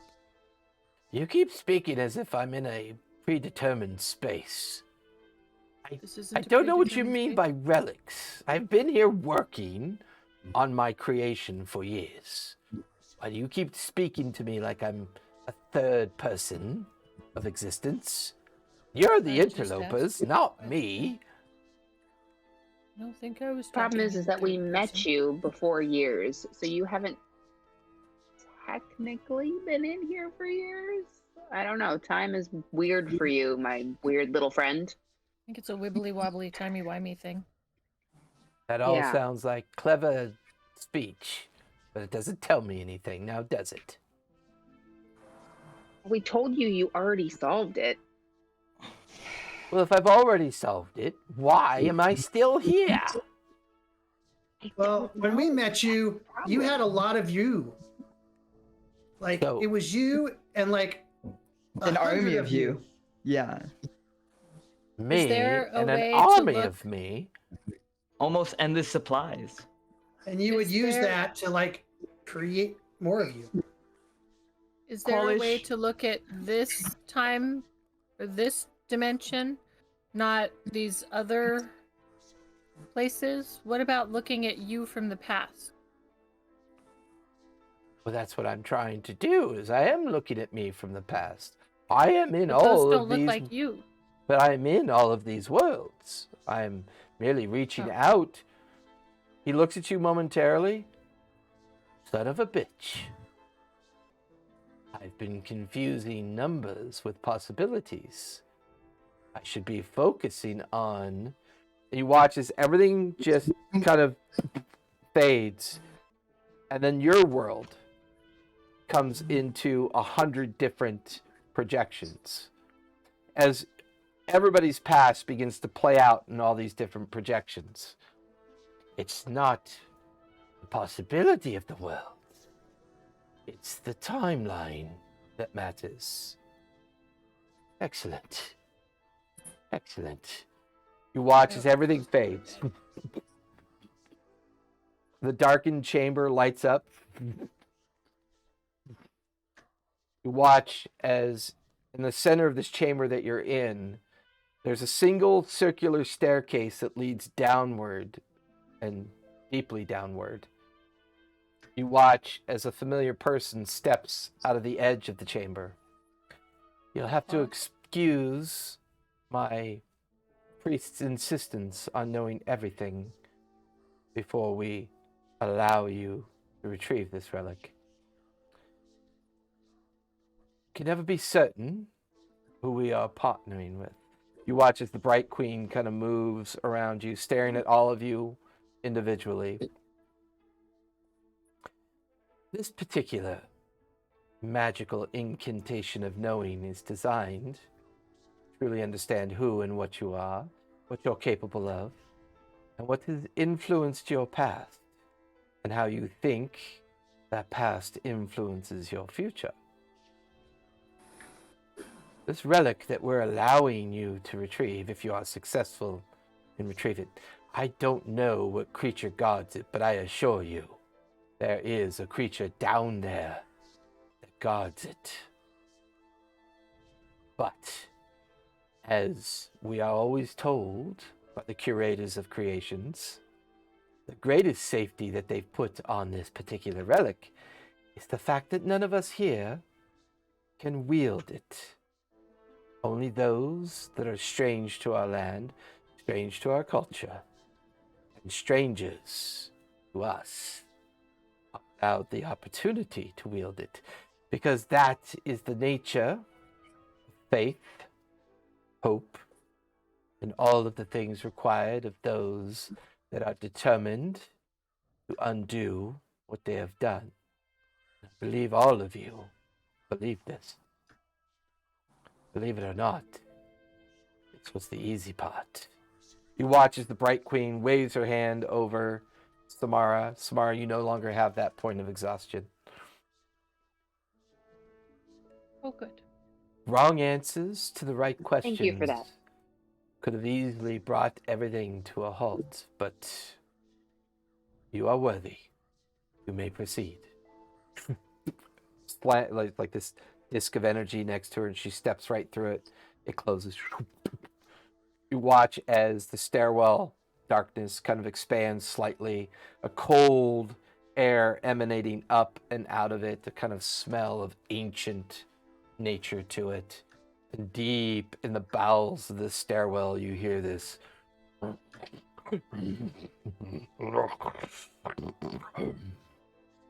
not a sounds good yummy. sound. And the subtle tremors of Of course. All right. Who's up? Let's go. I'll go first.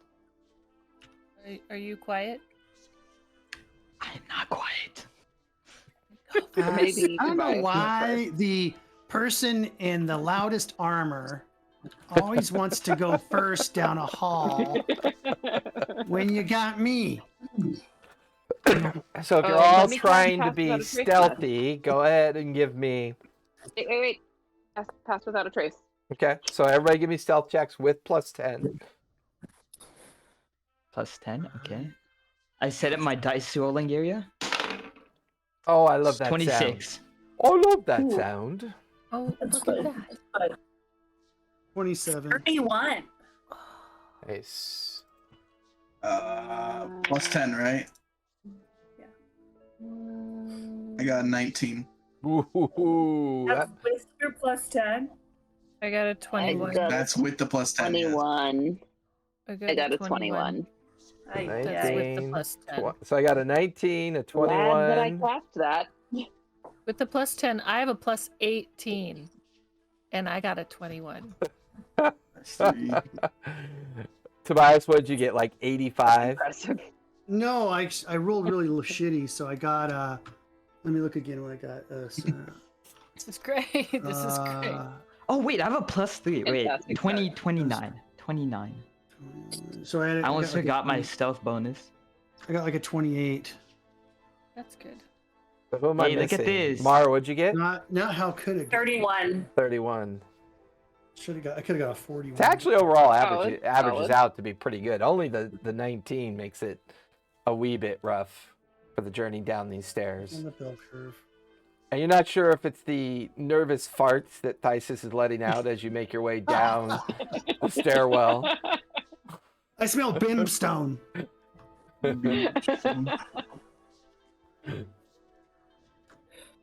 It looks like a little cave into hell. There's a glow in the back of his pants when he. Oh, oh no. No. As you guys begin to descend deeper down this stairwell, making your way, you just feel this cold air emanating upwards, stealthy, going down and down and down. Everybody give me con saves, please. On saves. I'm shivering in my breeches. Ooh, 30. 10. I have fur. Do I get, bonuses? Or advantage? Dirty 20. I got a I also 19. got a dirty 20. If you You said roll a 20 or higher, you save. Oh, I do Okay. not save. If you fail, you take 12 points of cold damage. Ay, ay, ay. I'm totally Except my magic resistant to armor keeps cold me from because I taking have it. fur. I mean, like 5 layers of Dave, do armor we is take still none or do cold, we take man. Yeah, but it's metal armor. So the metal just Yeah, makes- but then I have like a lot of cloaks on. You can even see like ice and kind of like frozen kind of like bits of ice forming on all your metallic gear and weapons. You can now No, I'm not wearing see just the immediate like kind of burst of your breath in front of your face, and you can hear somewhere down below.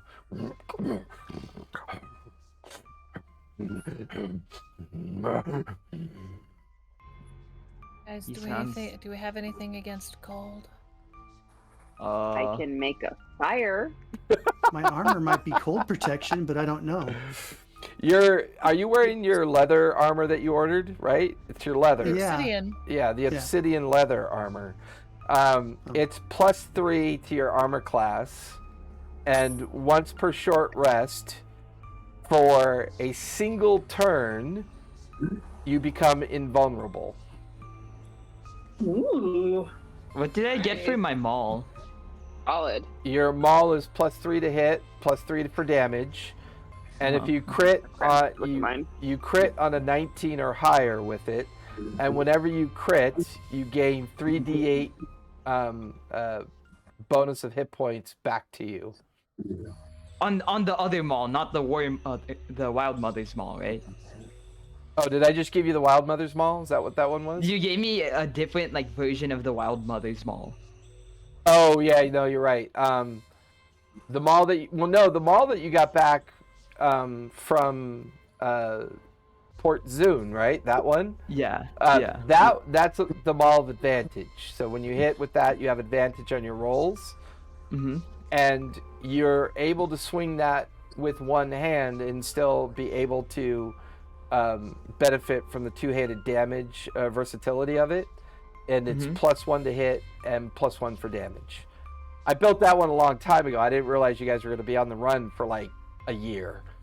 So is the Wild Mother's maul Hey, also man, you made two-handed? this. Is it force two-handed? So are we dropping that It's up to to you. two-handed? It's up to you.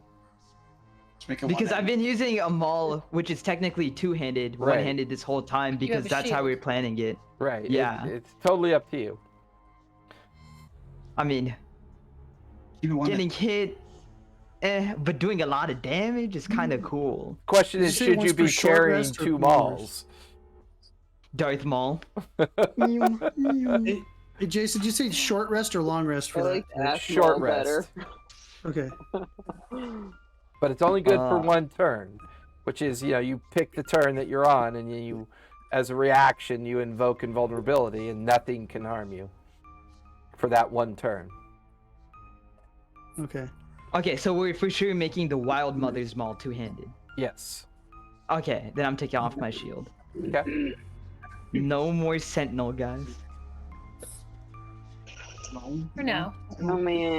For now, we'll figure it out. For now. You need me to put your shield in my bag of holding?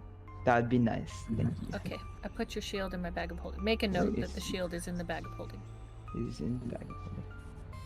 I cannot Who's protect going you if we down get. first? Wait. We're about to fight a enemy that probably has frost breath. I'm gonna put my shield back on. Okay. Do you want And me to then- hold your other maul then? Yeah, I'll drop my other maul in. Okay. You guys Okay, can so- now hear the heavy breathing of something far below as you continue down this stairwell. And finally, the feeling of your booted feet on very thin sheets of ice underneath you. Your crackle slightly. Your breath is visible because this space is almost kind of translucent, and it's almost like there's an arcane energy here kind of just swirling about you.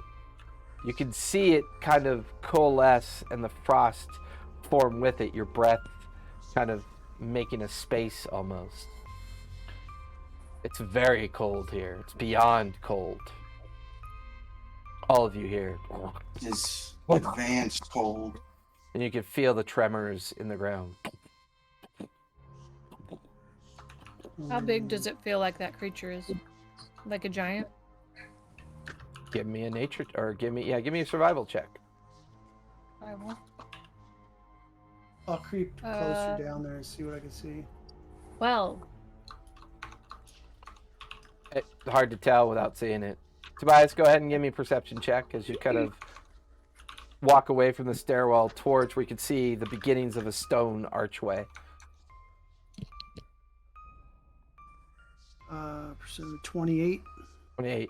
You kind of peer around the stone archway, and as you look, it looks like the hallway extends to the right and the left, and there's kind of like a slightly curved hallway in front of you.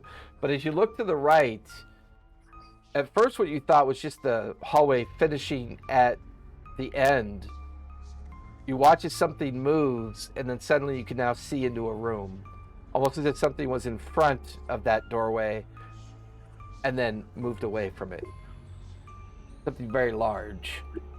bigger than the doorway.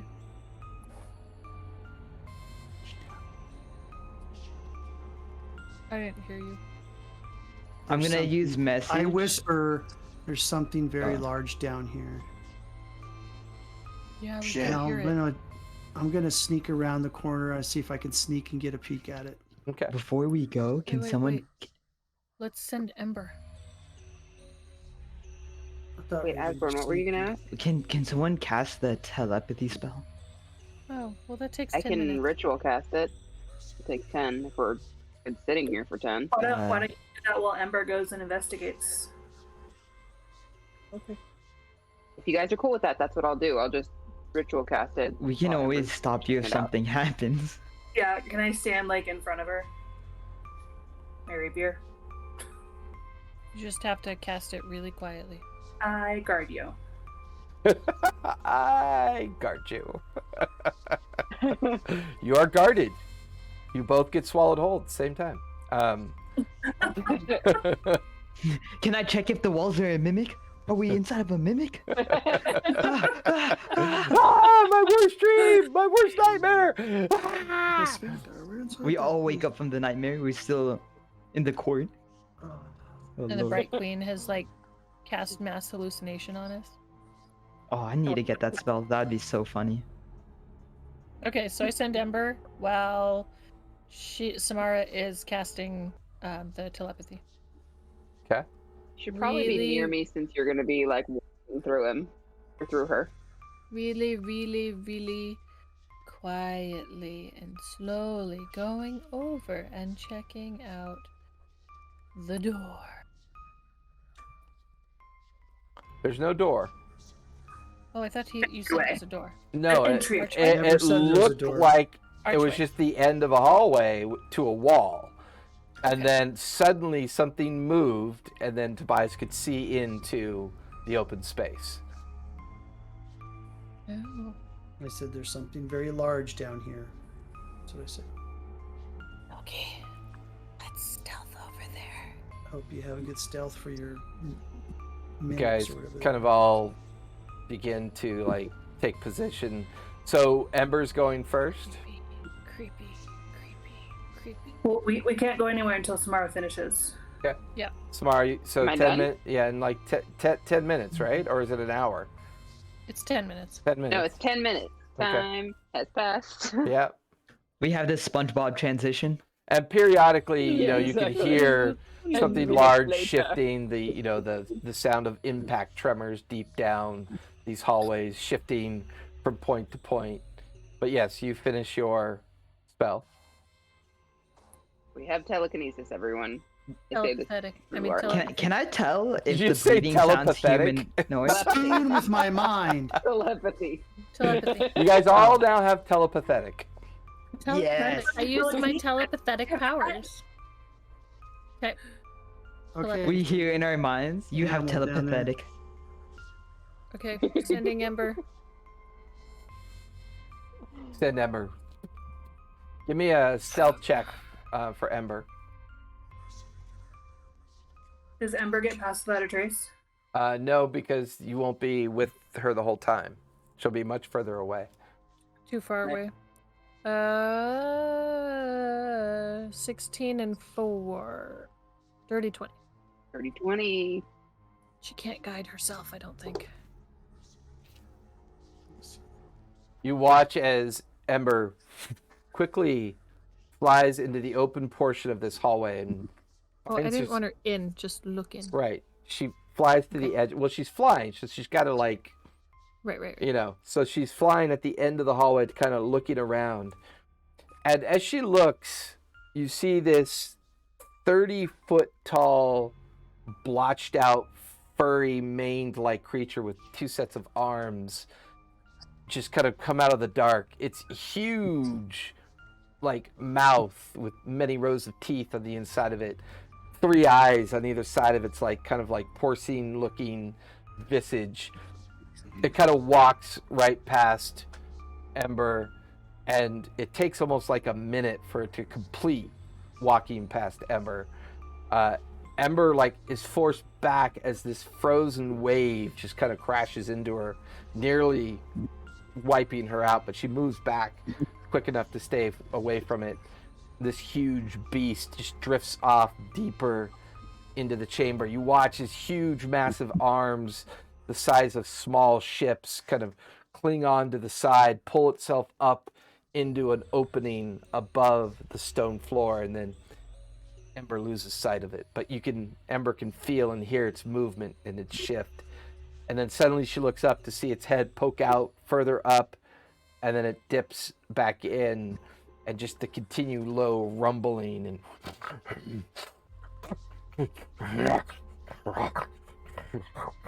and then Does it sound like it's going to sleep, or does it sound like it's moving again?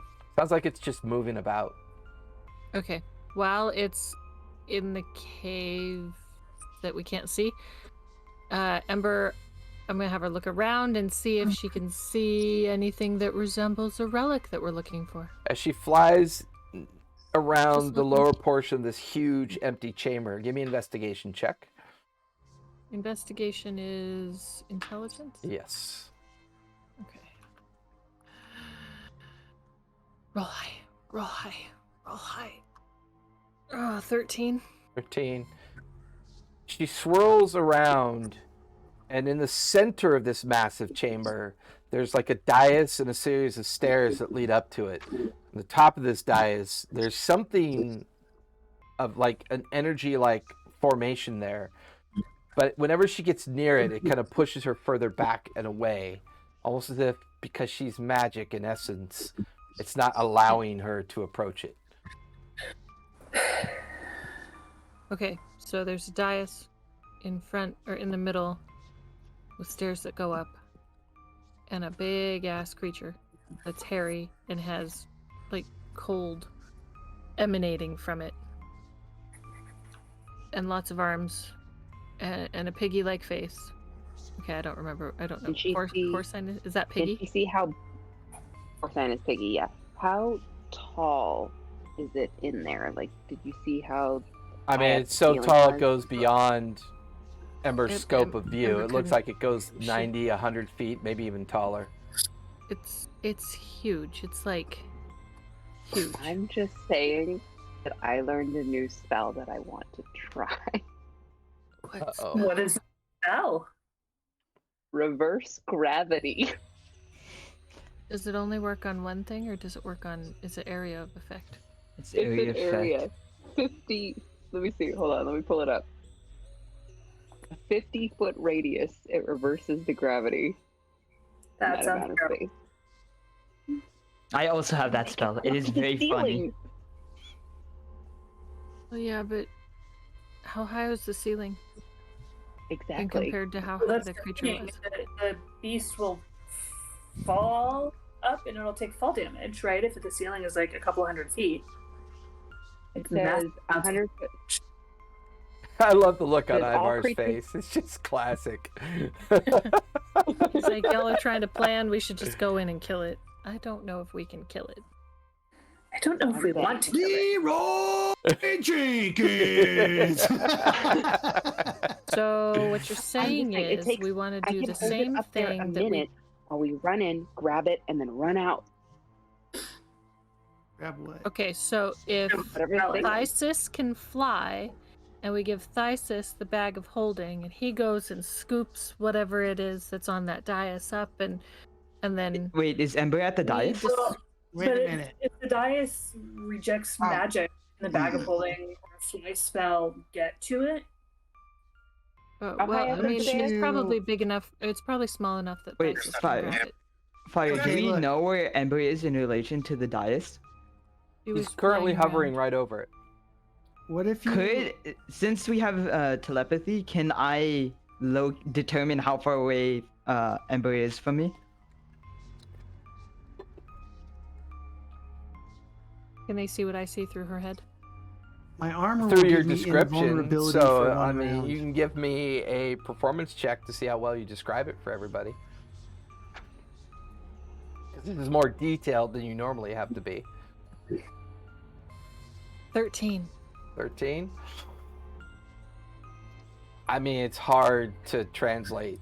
I mean, she's describing this massive cylindrical natural chamber with many different levels going up. This creature's kind of poking its head out, looking around, and then climbing and moving all about this chamber. In the very center is this 20-foot diameter dais with stairwells leading up to it, and a ball of energy or some kind of arcane energy in the middle of it. And Ember is currently kind of circling above it, like about 30 feet. Is it a very large chamber? It's huge. I'm gonna call Ember back. I have Dimension Door. We could It's grab it and dimension Amazon door out of there. warehouse big. Yes. It's Amazon warehouse big. I feel like Like Thysis- 5 Amazon warehouses. Thysis also has teleport, I'm pretty sure. Thousands of people begging for our help in there. very concerned about we anti-magic. don't get health care. Help us, please. I do have Anti- very much mobility shit. I think Mara has a good point that if it is anti-magic, it might not allow us to use magical means to get it out. Where We did might have this, to physically where grab did it. this anti-magic come from? Because Ember, 'cause- who is magic, couldn't approach it. It But rebuffed her. But fey creature. Ember She's not- Ember could make it very far and close to it. She can get close to it, but she can't touch it. So, are you thinking like you'll dimension door close Like- to it and then like run and run? Is that what you're thinking? No, like Dimension Door, like just like on top of it, grab it, and then just get out. What if what if we have to kill the thing in order for the magic to stop so we can get it? Well, then if I cast reverse gravity on it and it hits the ceiling, it's going to take a lot of fall damage.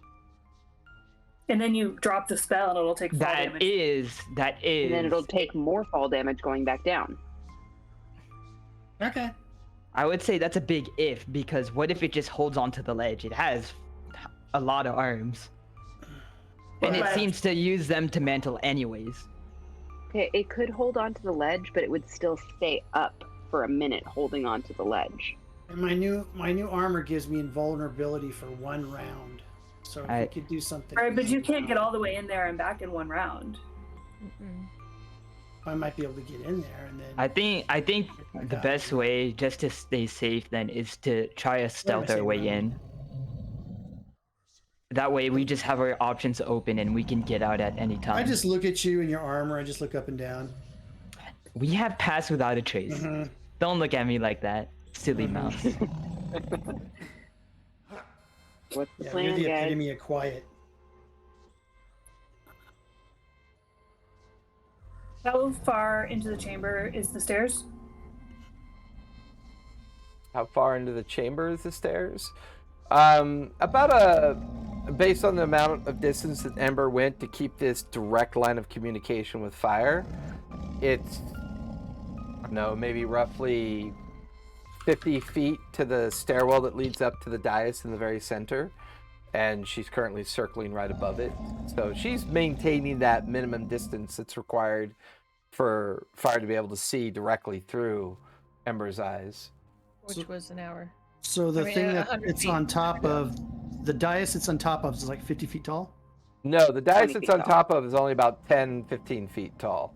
And it has Ember's like a circling staircase that above goes it. up? It has like 2 exterior stairs leading up the 10 feet to get onto the dais. Okay. So roughly 60 feet there, 60 feet back. Roughly. Because I have my boots of speed. And Oh. my invulnerability. And you can dash as your bonus action. And I can dash as my bonus action. I could hold it up for a minute and give you that time to run in and grab it. So if I can run in, grab it, and run out, and then if something happens, I also you have guys, haste. you guys could use your spells on Hey, if sis, anything do you tries still to have get that- me. Isis, do you still have that banishment thing or whatever it is? You can like banish them for a minute. I also have That's a hold really monster. big creature, though. The size of the creature, I don't think matters. It doesn't have a size like large or smaller or whatever. For Banish reverse looks for every- gravity? No, Not for banishment. banishment, but I'm sure Uh. that thing's got a saving throw that kicks everybody's just- ass. I think. It's going to use its legendary action. Remember those words. Tobias, I'll It's going to definitely use a cast haste legendary on you. action, one of Gonna his use the 5 legendary actions to resistances. I can get it disadvantage. add horrible sentence after those words. Legendary resistance to Right. all of the stuff that you are doing right now. Right, exactly. It I has love legendary resistance. It's going to use its legendary resistance to stupidity. Yeah. I honestly think we should just all go together. It's the safest way. Not if Why it don't we hits leave us with the one clusters hit down? because its hand is 20 feet tall. I mean, just ask it politely not to hit you. Valid. Yeah, valid. Let's just ask How, it. Can you how please? broad is it across? Like how big is it? Based compared? on It fires, took a minute to walk across Ember's vision. Jesus. It's massive. It's beyond huge. it would be It's considered gargantuan to most of you. Gargantuan. It's like as big as that Leviathan, the Hydra, the undead Hydra. No, bigger than that. No, it'd be It's about the bigger than same that. size. It'd be about the It's same about size. the same size. He was gargantuan. Oh. Oh, It's as big as the undead Hydra, guys. I mean, this is where my skill set comes in. Sneaking around. Alright. Mhm. I'm gonna cast haste on Tobias. Well, I already got boots of haste. Are we ready? Oh, you already have boots of haste. No, you I have have boots boots of of haste. speed. You have boots. Well, of boots of speed. Same. Haste Also, doubles your you- speed, like all Oh. speed. Those are completely different, Tobias. Haste doubles your speed and gives you an extra action. Yeah. Oh, okay, cool. So If it's if I bigger than hit 50 them- So feet across, you it won't be- can the double gravity dash spell in won't one work. turn. all right. So it doubles my walking speed. So it'd be 35. It'd be double speed. It'd be 70. And then if that doubles my speed, that'd be like 140.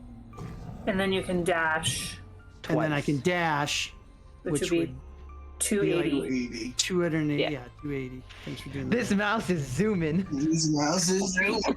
We It's a blur. accidentally made Sonic. I get there and my heart explodes. Don't So, explode. Haste does And give then- you a point of exhaustion. and then you guys can be ready with spells in case the thing leaps down or tries to get me or something, and I can use my invulnerability for that one round to be able to, on my way back, is what I'll do. I'll use it If he on shows my way up, you back. can. If he shows up, I'll enact it. Do we need to have a distraction, or are we just staying very quiet and hoping? I just that want to Tobias try to will- do it super quiet, like invisibility. Does anybody have um, invisibility or something? But whatever. I have I a do cloak not. I have a invisibility. potion of invisibility. Oh, Oh okay. yeah, potion. Yeah, drink the Okay. potion.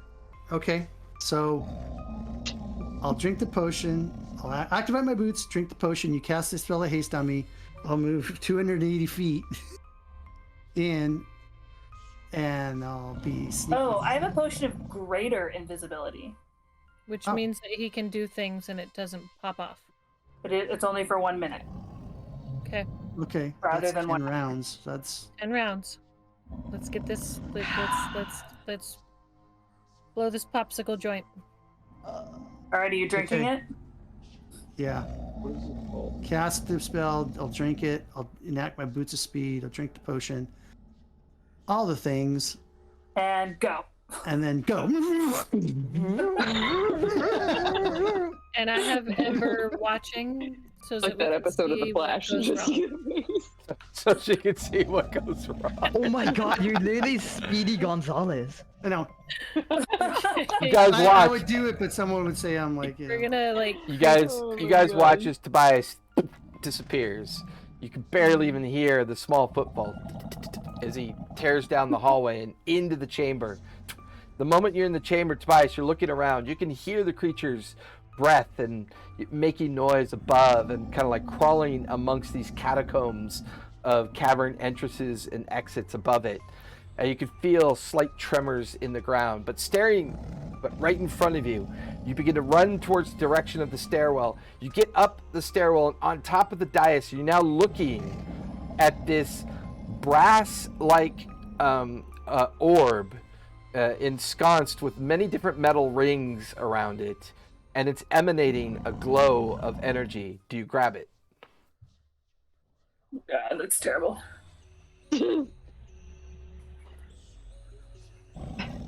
As soon as the DM asks, do you grab it? You're like, Well, I mean, I heard all parts of the plan. I at least want to make sure that I'm not purposely, yeah, I get it. making Yes. it. Okay. You reach out, and as you grab it and pull it, you watch as a pulse of energy comes out from it. You feel every magical effect emanate and drop off of you. You're suddenly Even the visible and back to the way you were. Both speed, haste, all that goes away after the pulse of energy goes out. And then you hear this huge roar emanate from the top of the cavern, just down and out towards your direction. As soon as I hear the roar, I'm gonna run. I'm gonna start running for Tobias. All of you can hear these roars. You Same. guys all begin to make your way in, and just as you make your way into the chamber to see where Tobias has grabbed the item up on the dais, all of you watch as this mountainous form lands on the ground in front of you. The very ground around you begins to shake. You see little tumbles of stone coming down with it as you stand there looking at this huge creature. Its massive arms holding- up in the air near the dais where Tobias is standing. And that's where we're going to finish tonight. No, Is he holding the orb? Yeah, Goodbye, Tobias my has it. son. Tobias is holding the object, yeah. I at least want to give you guys a little peek of what you'll be doing next session. That's So- enough. want to see. That's lovely. That's lovely. Just a little That's peek. It took lovely. us like how long to get to that point? I know, right? Oh, just 30 lovely. minutes of planning. So when I grabbed it, did I grab it? Do I have possession You have of it, or did it possession. You force have me? possession of the orb and the rings around it. You're holding on to the device. How many rings is it? 10 rings? You want to take a minute to investigate it? Really? No. No, no. A minute. That's not enough to bring. Can you hold Monster real quickly? Monster, not- please hold up. And then I'm gonna take a quick look All at right. this. Excuse Okay, me, that's what I need to monster. check. Hold that thought. Let's put a pin in it. Because I can still run As and the do my monster to dash, hold, I'm gonna and cast Hold Monster. I mean, you're no And- longer hasted, and you're so like all the extra stuff well, they but put I on can you. still, if my armor still works, I can still, if I have to, enact my invulnerability. Correct, if you have to. Okay. So all this is gonna all come magical to- effects- Is Tobias out. exhausted? No, Because because he technically never haste ended. he never really benefited from the haste in its entirety. It was Mm-hmm. dispelled the minute he touched the object, as that was Okay, the so it protection. never got the chance. Right, that's the protection glyph that was in the dais. That the moment that thing was picked up, What? it automatically dispelled out to 20 feet. 3rd level. Dang To it. cast Okay. haste so I don't forget. Well, next was a Tuesday great- we'll find out what Great the hell idea. happened. We'll all die. Man, I'm so annoyed. I was working on 280 feet Isis's though. That's killer. icon or his character, and as I finished the last dot, my whole program crashed, so I have to restart. Oh no. That sucks. The You did an awesome job on mine. Thank you. Yeah, it does. It looks Oh. awesome. Cool. it's actually the hardest part is actually the familiar. Because it's so small. Really? The hardest part. It just has yeah. That was actually the hardest part. I don't know why. So we got to Just 300 many, people like, tonight, small- right? Yeah. Mhm. What was What's it? that? 300 followers on Twitch. Not counting the bots. Yeah, Not the counting bots the bot. automatically drop off because they have a system set up when the spam bots show up that automatically get rid of them. So, Oh, Ooh, cool. nice. yeah. Just automated it. Well, I mean, Alright. what else can they do? They can't fix the problem without banning every single bot in existence. And unfortunately, there's a whole infrastructure out there of, night bots and little mini channel bots to help creators and everybody kind of manage their chat and, moderate, make sure people have like a safe space to do their stuff. But yeah, it is what it is. I mean, it's here. It's gonna raise it. They'll put in a patch. They'll plug the hole for a bit, and whatever. Who cares? Yeah. It's just some. Cool, man. That was a good game. Yeah, that was a fun session. That was So fun. with that, happy Tuesday, everybody. Thank you for joining. Join our Discord. Roll some dice to win some dice. We are giving away countdown dice. They are they're based on spaceflight configuration and colors. Ooh, I want those. Time to roll. In memoriam of the fact that we've been very busy with space travel lately in the recent race of the SpaceX and all the other activity that's going on. We even have a player in our Sunday night game, Brandon, who works for SpaceX and gets to inspect rockets that goes up in space and delivers us the Starlinks that beams down all of our picture Wait, stories. Who does? Brandon. Brandon. Yeah. Brandon. He works What's at your name on Discord? Vader. Vader. Yeah. Time to meet Vader. I need an internship. And yeah, and he works out of the Hawthorne location, so it's pretty cool. But I'm gonna be the greeter there. I know, right? So everybody, thank you for joining. Everything you need to know about us is down below. Our schedule, everything, our family of creators. Please check them out as well. I want to thank everybody who came out to listen, watch, or just hang out. And like I always like to say, be safe, be kind, and don't forget to play a game. It's important. You'll love it. I promise. Good night, everybody.